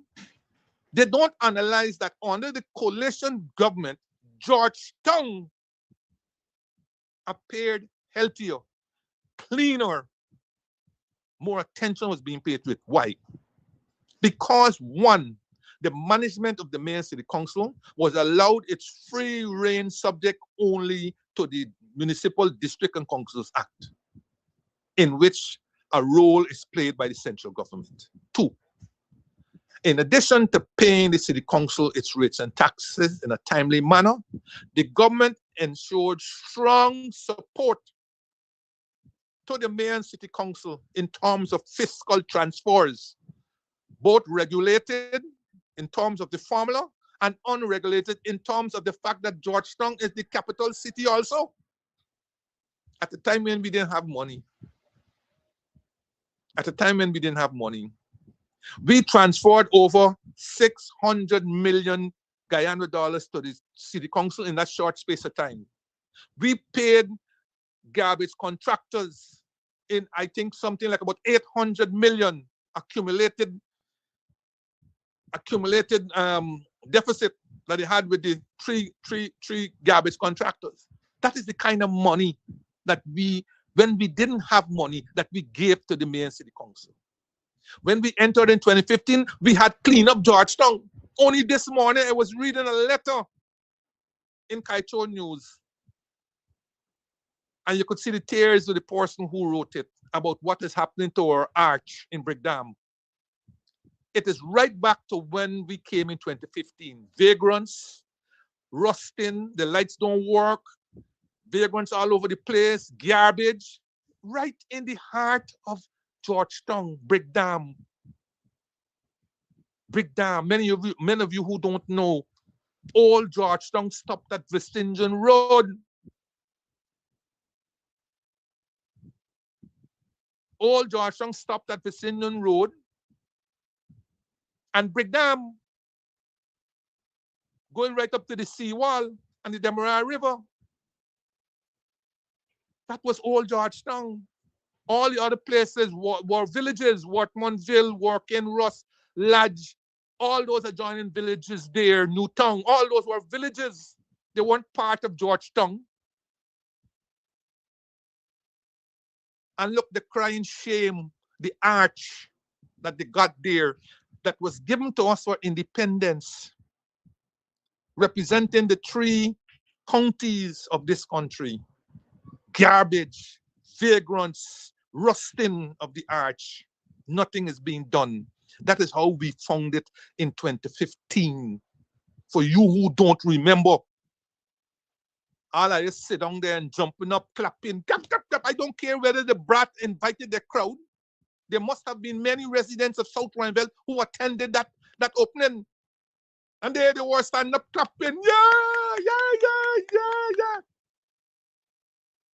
You clapping at the person who's telling you that he's coming to take over. Central government is coming to take over Georgetown because they back Georgetown into a corner. They control every lever, including the human resources. Can you imagine you have a company with a board of directors? The CEO is the town clerk, and the CEO is not responsible to the board of directors, which is the mayor and city council. There was the town clerk on her Facebook saying she was not a party to the lawsuit to give back the 57 streets and the Water Street building that was appropriated by the government. There she was, she's the town clerk, the chief officer, but she's not answerable to the mayor and city council. She's answerable to the local government commission that employed her. He who hires, fires. So the mayor and city council can't fire her because they didn't hire her. She's responsible to the local government commission. A body now that is so political, as so many of the other constitutional and statutory agencies. Under those circumstances, what is it? Nobody is saying that the mayor and city council is blameless. Nobody can say that. Nobody can say that. But when every revenue measure has to have the approval of the minister responsible for local government, and if he doesn't give it, then the council is stymied. How are they going to provide you with services? And many of us are to be ashamed of ourselves. You really expect to be paying $8,000 annually for rates and taxes in South Rhineville, for example, and expect the mayor and city council to have the place in pristine shape? Because that is what is the rates and taxes for houses in South Rhineville, $8,000. You can't even pay the man who comes to cut your grass that in a fortnight. But you expect pristine services? Let reality step in.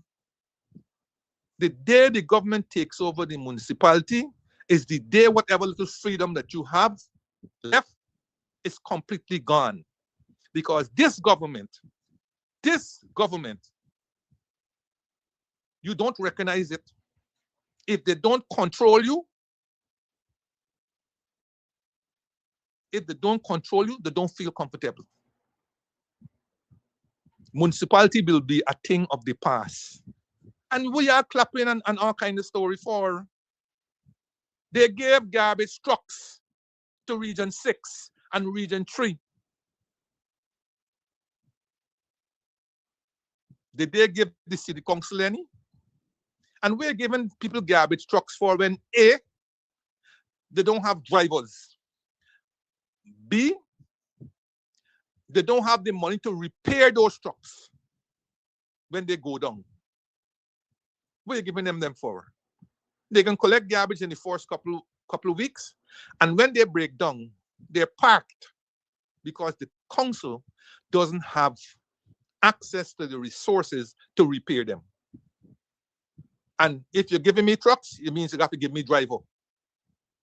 And if you're giving me driver, it means you have to pay for them. All of these different things. All of these things are being taken out of the hands of the municipality and being appropriated and usurped by the central government. So y'all could continue standing up and clapping, yeah. Look what we have done. The central government don't even bother about the opposition. If they want to spend money, they go perfunctorily to the parliament, appropriate it, and they spend it. And in many cases, they don't even bother to spend it in what they appropriated for. Witness the large chunks of money that was appropriated under the local government ministry.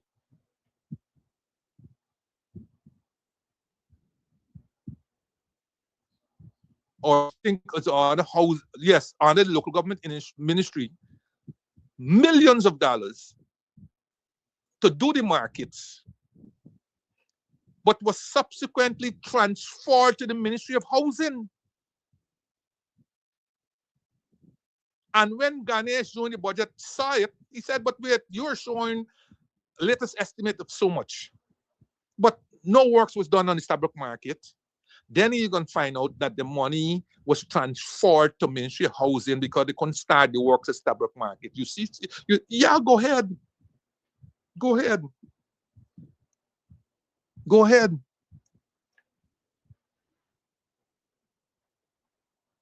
Keep clapping. Keep clapping without understanding what is happening to us as citizens in this country.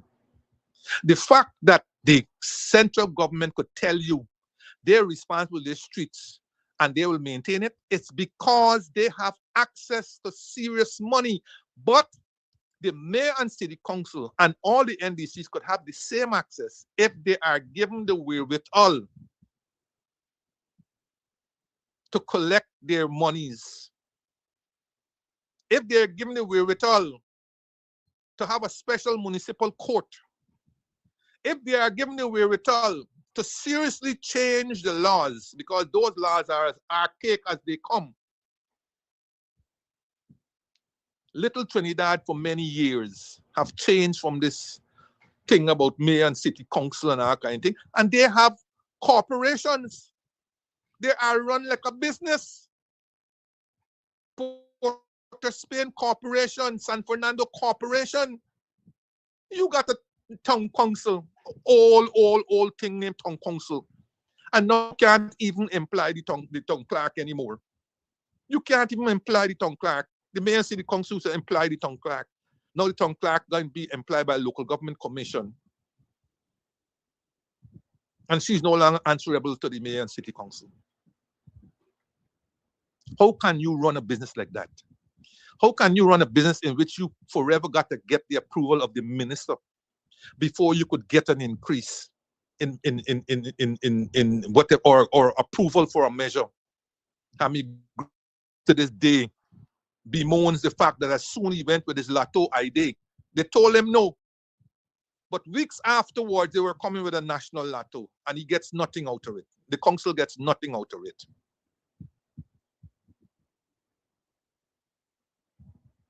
You're starving the council of needed resources and turn around and say how they can't do the job.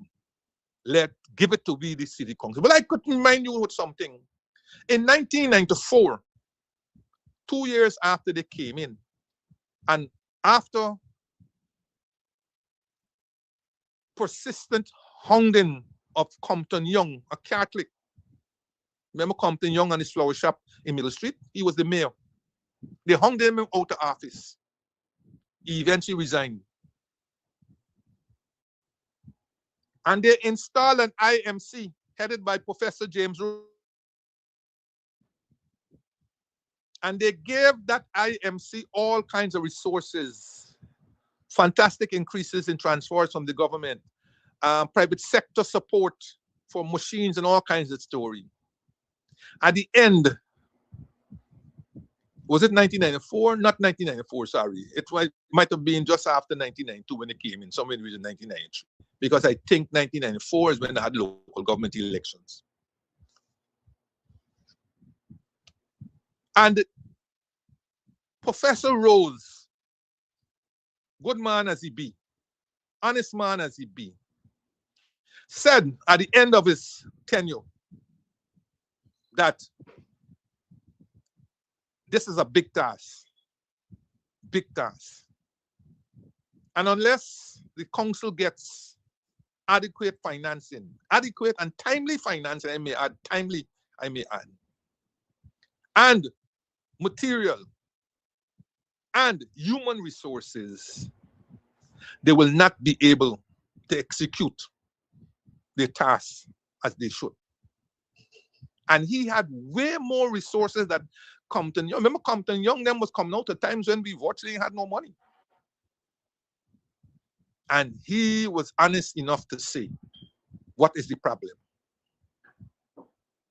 A city council can't operate under the circumstances in which they are forced to operate, and NDC can't do it. And so what the government has done now, they're denying the councils and the NDCs their right to impose taxes. These councils under the District and Council Act have to wait on valuations which the government controls to the valuation division in Camp Street. So unless unless properties are valued in a national sense, then the NDCs and the town councils and so on, they are stymied. Then you're denying them any new measures, like tolls on all these 15 and 30 wheelers and so on, running around the places and so on. You're denying them. Then you are frustrating them by not paying your rates and taxes for all the buildings that you have. Either you're not paying or you're delaying payments. And you demanding erroneously to know what are you doing with the monies that you are supposed to pay under the law. Then you vote in transfers, which is the government under which they can demand for these agencies, and demanding that they spend it only in this area and that area and so on. So, I mean, I don't know why anybody wants that job, but that is the intent of the government, to frustrate them. So when you go there and you do extension of Arby Barker Road, you really didn't do nothing for South Rhinebelt. The road just happens to pass through South Rhinebelt, a community, may I add, that was built by the PNC government, not APNU, not PNCR, by the PNC government. And so you have South Rhinebelt Gardens in that area, South Rhinebelt Park, you have North Rhinebelt, you have Festival City, you have Tugville, you have Stevedore scheme. All of those schemes built by self-help, built by the PNC government. And they're not bush that was given to you as house lots. They're not bush without running water, without light, without laid out areas for parks and churches and markets and so on, as happens now. These were well laid out schemes. And the name Aubrey Barker, who was, I believe, the father of the former PS of Ministry of Foreign Affairs, who died last year. Aubrey Barker was a well-known town and country planner, hence the road, and he laid out that scheme, hence the road, Aubrey Barker Road. They didn't do anything for South Rhinebelt. That road would have been, certainly the extension would have been under the public works. It would never have been under the city council. It would have been under the public works. You don't do anything for us. There's still massive flooding in this area, and it's going to get worse as you narrow more and more of the drains. There's still many of the streets, the connector streets to Aubrey Barker Street, that are impassable or undrivable. We still have a problem with water in this area, notwithstanding the billions that have been spent. And I ask the question again, the well that we have here, just on Mandela Avenue, it appears not to be working. It appears not to be the well that we get water from anymore. Last time I heard, we're getting water from some well that they put down in Cummins Lodge. But when South and all these places were laid out, it was laid out with water, it was laid out with light, there were parks, playgrounds, and they were laid out areas for future. As for example, the Mandela Avenue continuation that they now calling Heroes Highway, that was left there since the 60s under the PNC government. So even as they built out South Rhine Belt, they left those areas for future development. That today you get Heroes Highway and so on. That is what I'm telling you. When the people who don't know the history, they're going to be like tumbleweed in the wind. They're feeding y'all all kind of nonsense when some of them themselves don't even know. Many of them running here now opening things, they didn't know anything about South Georgetown. They didn't want to be associated with South Georgetown. That is why they left Durban Park the way how they have left Durban Park. Because Durban Park, now that we got money, could have been turned into the park, same park that the Chinese Guyana have just opened as you go over the Demerara Harbor Bridge. You could have got a similar park. In fact,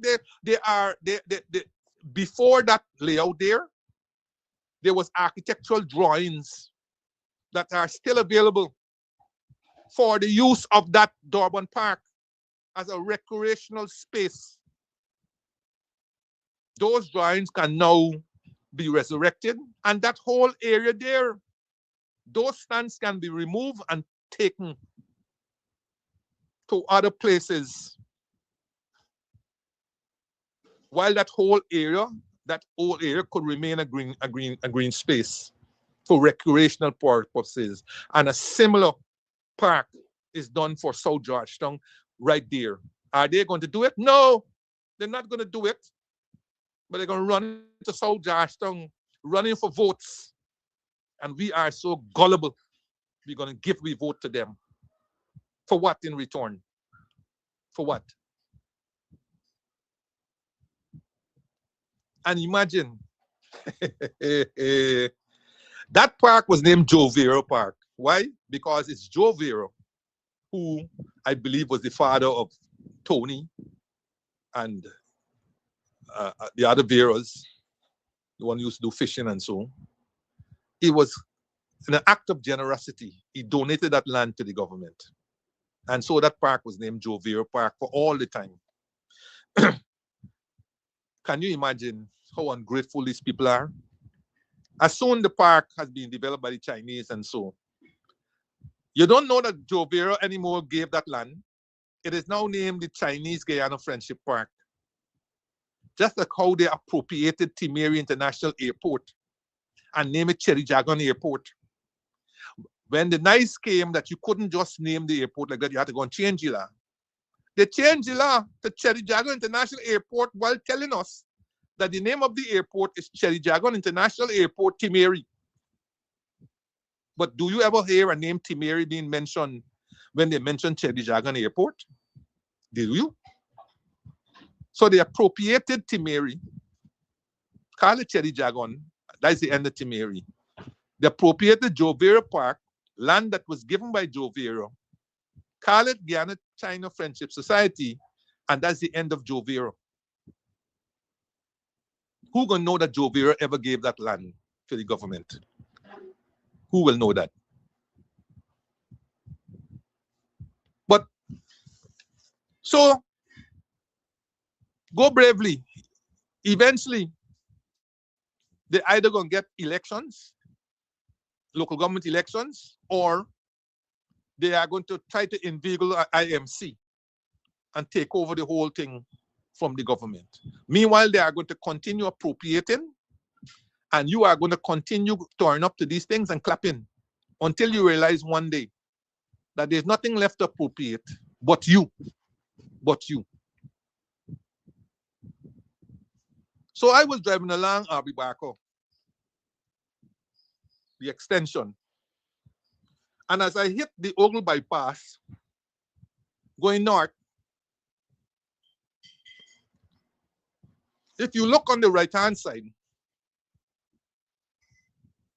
you will see a massive square box, white building.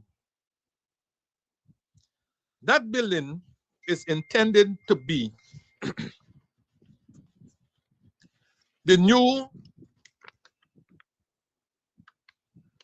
that building is intended to be the new Women and Children's Hospital.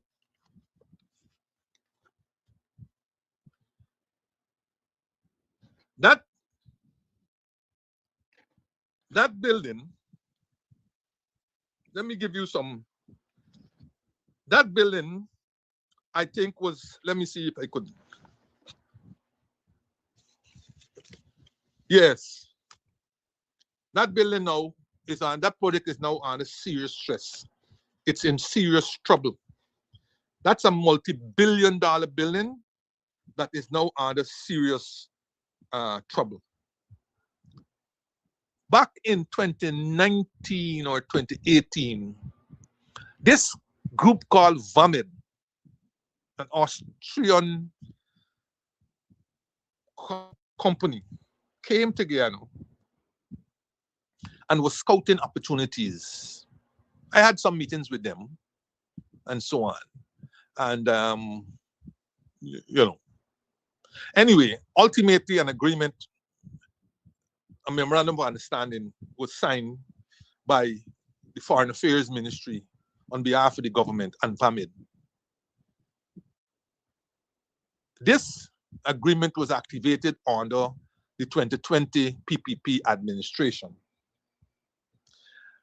And of course, as you know, oil money started, the first oil came in December of 2019.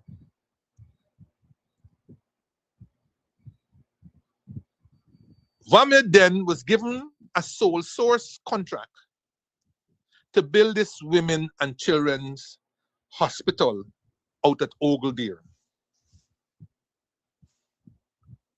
The contract sum, I'm trying to see if I do have the amount. Yes. Yes, the pediatric and maternal hospital at Ogle. This was supposed to have been completed by mid last year. The financing was provided by the UK Export Finance at a cost of 149 million euros. That's approximately 32 billion Guyana dollars, right? 149 million euros. So that is a debt, not to Austria. That is a debt on Guyana's, that's a sovereign debt of Guyana, right? It's form part of our national debt. 149 million euros, roughly 32 billion. The contract for that hospital was signed in June of 2022, right? It was signed in June 2022, and 3 years it should have taken to complete the hospital, hence mid-2025. But what has happened? During the 2026 budget debate, asked the question about why the hospital is not finished. The Minister of Health tried to put a spin about why this project is so heavily delayed. As you see, project after project after project under this government, now and before, has either been delayed, cost overruns, used cost overruns, or so forth. He said why the project has not been delayed was due to a change in the ownership, in the contractor's ownership.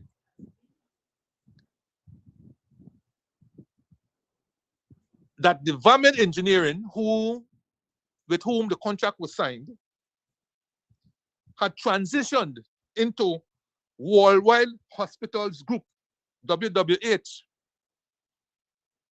Sound like them Wrestling Federation story. And that this transition was taking longer than necessary and was causing the delay. But here's the important thing. The minister never gave an idea of when the project will restart. The reality of the situation is that VAMID's International Project Division had collapsed and are involving now widespread legal and financial issues. And because that division has collapsed, it now has created problems for the future or the continuity of this project. Because just like what happened with Linseco, and perhaps they might have been able to solve their problems a little bit. That was a partnership. VAMID was a different story. You're going to have the scenario which says, I sign a contract with VAMID. VAMID had to provide things like guarantees, performance bonds, insurance, all these different things. Now, there's a new guy in town, new sheriff in town. Sheriff said, I didn't sign with you. We have to create new legal obligations. And so now between VAMID and this worldwide hospitals, they're going to have to work that thing out about what is being transferred. They have to do audits. What am I meeting? What are my obligations? And when they finish with that now they have to come to government of Guyana to sign new contracts, new bonds, and so on. All this has been taking place in the quiet. In the quiet. Nothing is being mentioned in the public. But if you pass that area now, you will see the cranes up in the air and there is no activity whatsoever.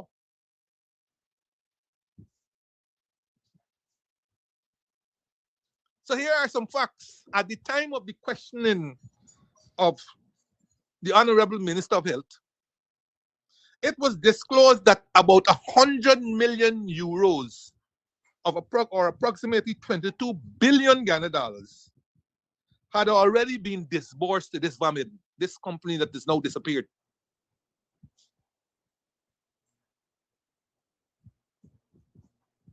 And what seems to be incredible is that this amount of disbursement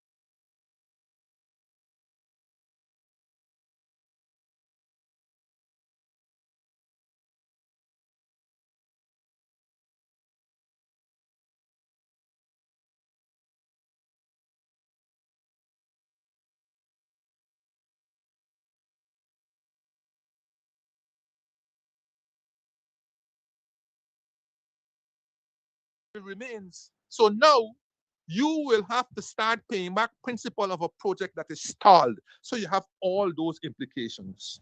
All. Now, if you thought that once is enough, no, once is not enough. This same Vamid, no, Vamid Engineering of Austria, was also given the contract to build the New Amsterdam Hospital. And that contract was worth 161 million euros or 35 billion Guyana dollars. Again, Vamid Engineering didn't win any contract. It was sole source to them. It was sole source to them. The contract for this hospital was signed in July of 2023. And it was expected to be completed in 2027, which is next year. But how many of you have seen pictures during this week and last week of the mayor of New Amsterdam with, I think, my namesake, Vince Roy, showing you the area where the New Amsterdam Hospital is supposed to be built and showing you an empty place with no activity, zero activity. An empty place with zero activity. Why? Because, as we said, Vamid has collapsed. Now, I don't know how much money has been disbursed to Vamid in respect of the New Amsterdam Hospital. I don't know how much money. And this is a question that our MPs could ask in Parliament. But the reality is, if Vamid Engineering has got our money, the question is, how do we get it back? Because if they have collapsed, how do you get back monies from a collapsed agency? How do you get it back? But these are two projects of many, because there are many others. I'm sorry I didn't get back to the gas to energy project because there's a lot to be said of the gas to energy project, but we're approaching the 0 hour and I want to get to this funeral of our family friend. But there's a lot to be said. This is another project heading for unmitigated disaster that will make the Skeldon disaster modernization project look like child's play.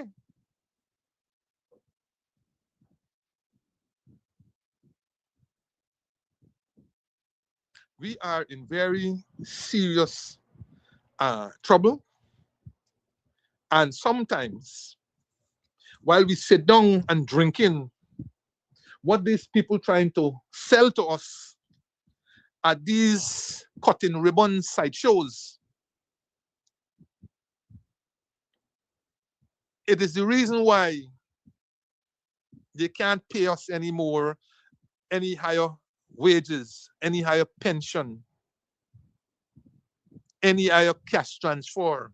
These are the reasons, because many of these projects are overpriced. That same Aubrey Barker extension,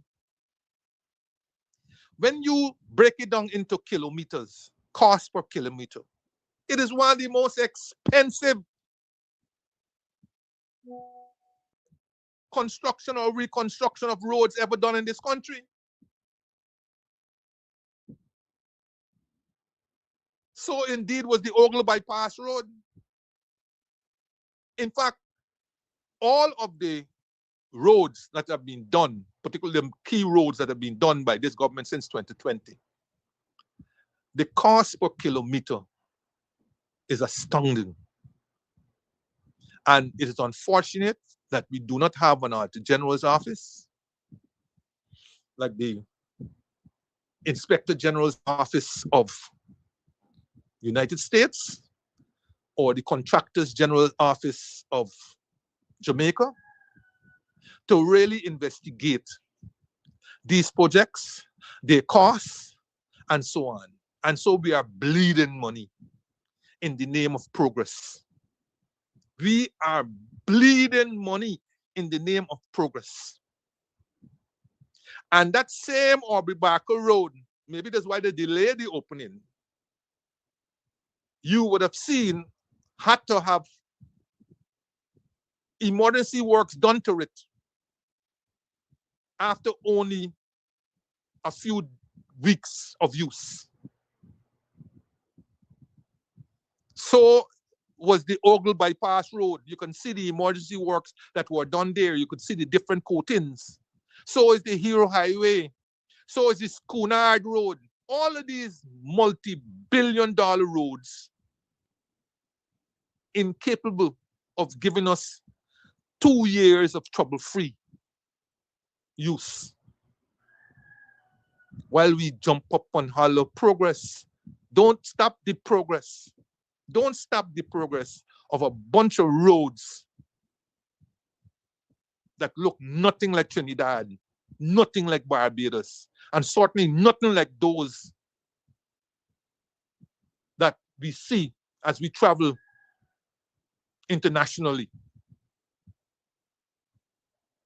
Yes, they're nicely painted up, and the catais and so on are in the roads. How long will they last?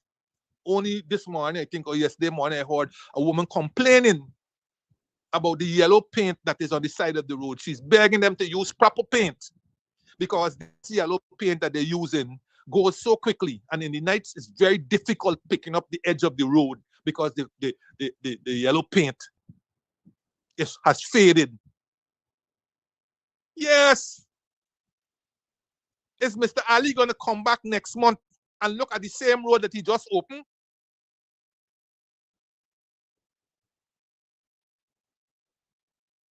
Cutting ribbon all over every little foul coop. Cut ribbon, cut ribbon, cut ribbon. And nobody is doing the analysis to see whether indeed the beneficiaries getting the benefits that these projects had intended. And who do you complain to when things are going wrong? When people continue to use these roads as parking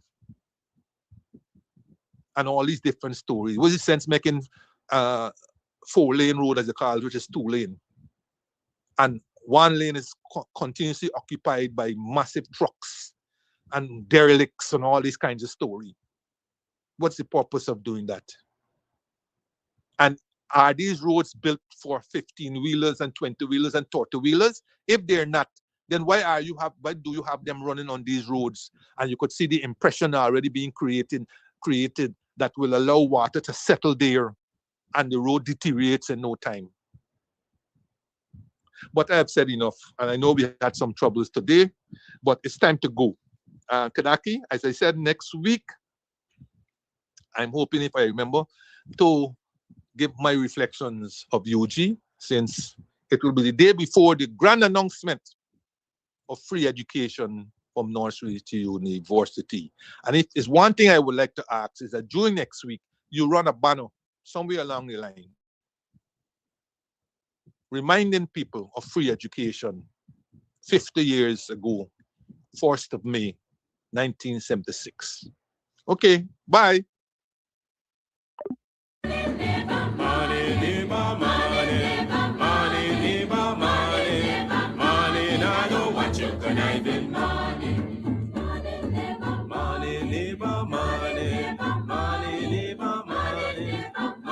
You can keep your conniving money.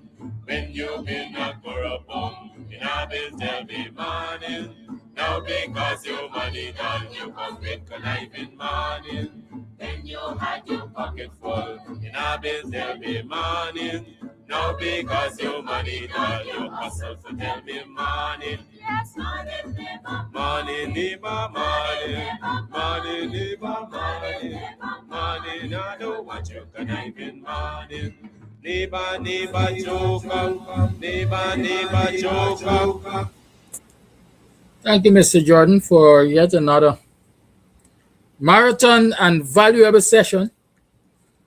And thank you, viewers, for tuning in. It is now 14 minutes to the 10 o'clock hour. It's the 23rd day of April in the year 2026. And so it's time for us to leave you. But we're leaving you so that we can come back to you. And that is tomorrow. So join us tomorrow for another program of Guyanese Morning Time. Tomorrow is Free Talk Friday. And I hope we're going to be able to talk as much as we want. Freely. But of course, keeping in mind that we're responsible for what we say. Right? And I don't want you to cause anyone to hold me responsible for what you say. So have a good day. Have a great day. I know y'all look forward to at least one Oldies when the day comes. So let me get you something. Let me see if I find something for you. These things there. Oldies. Goalies.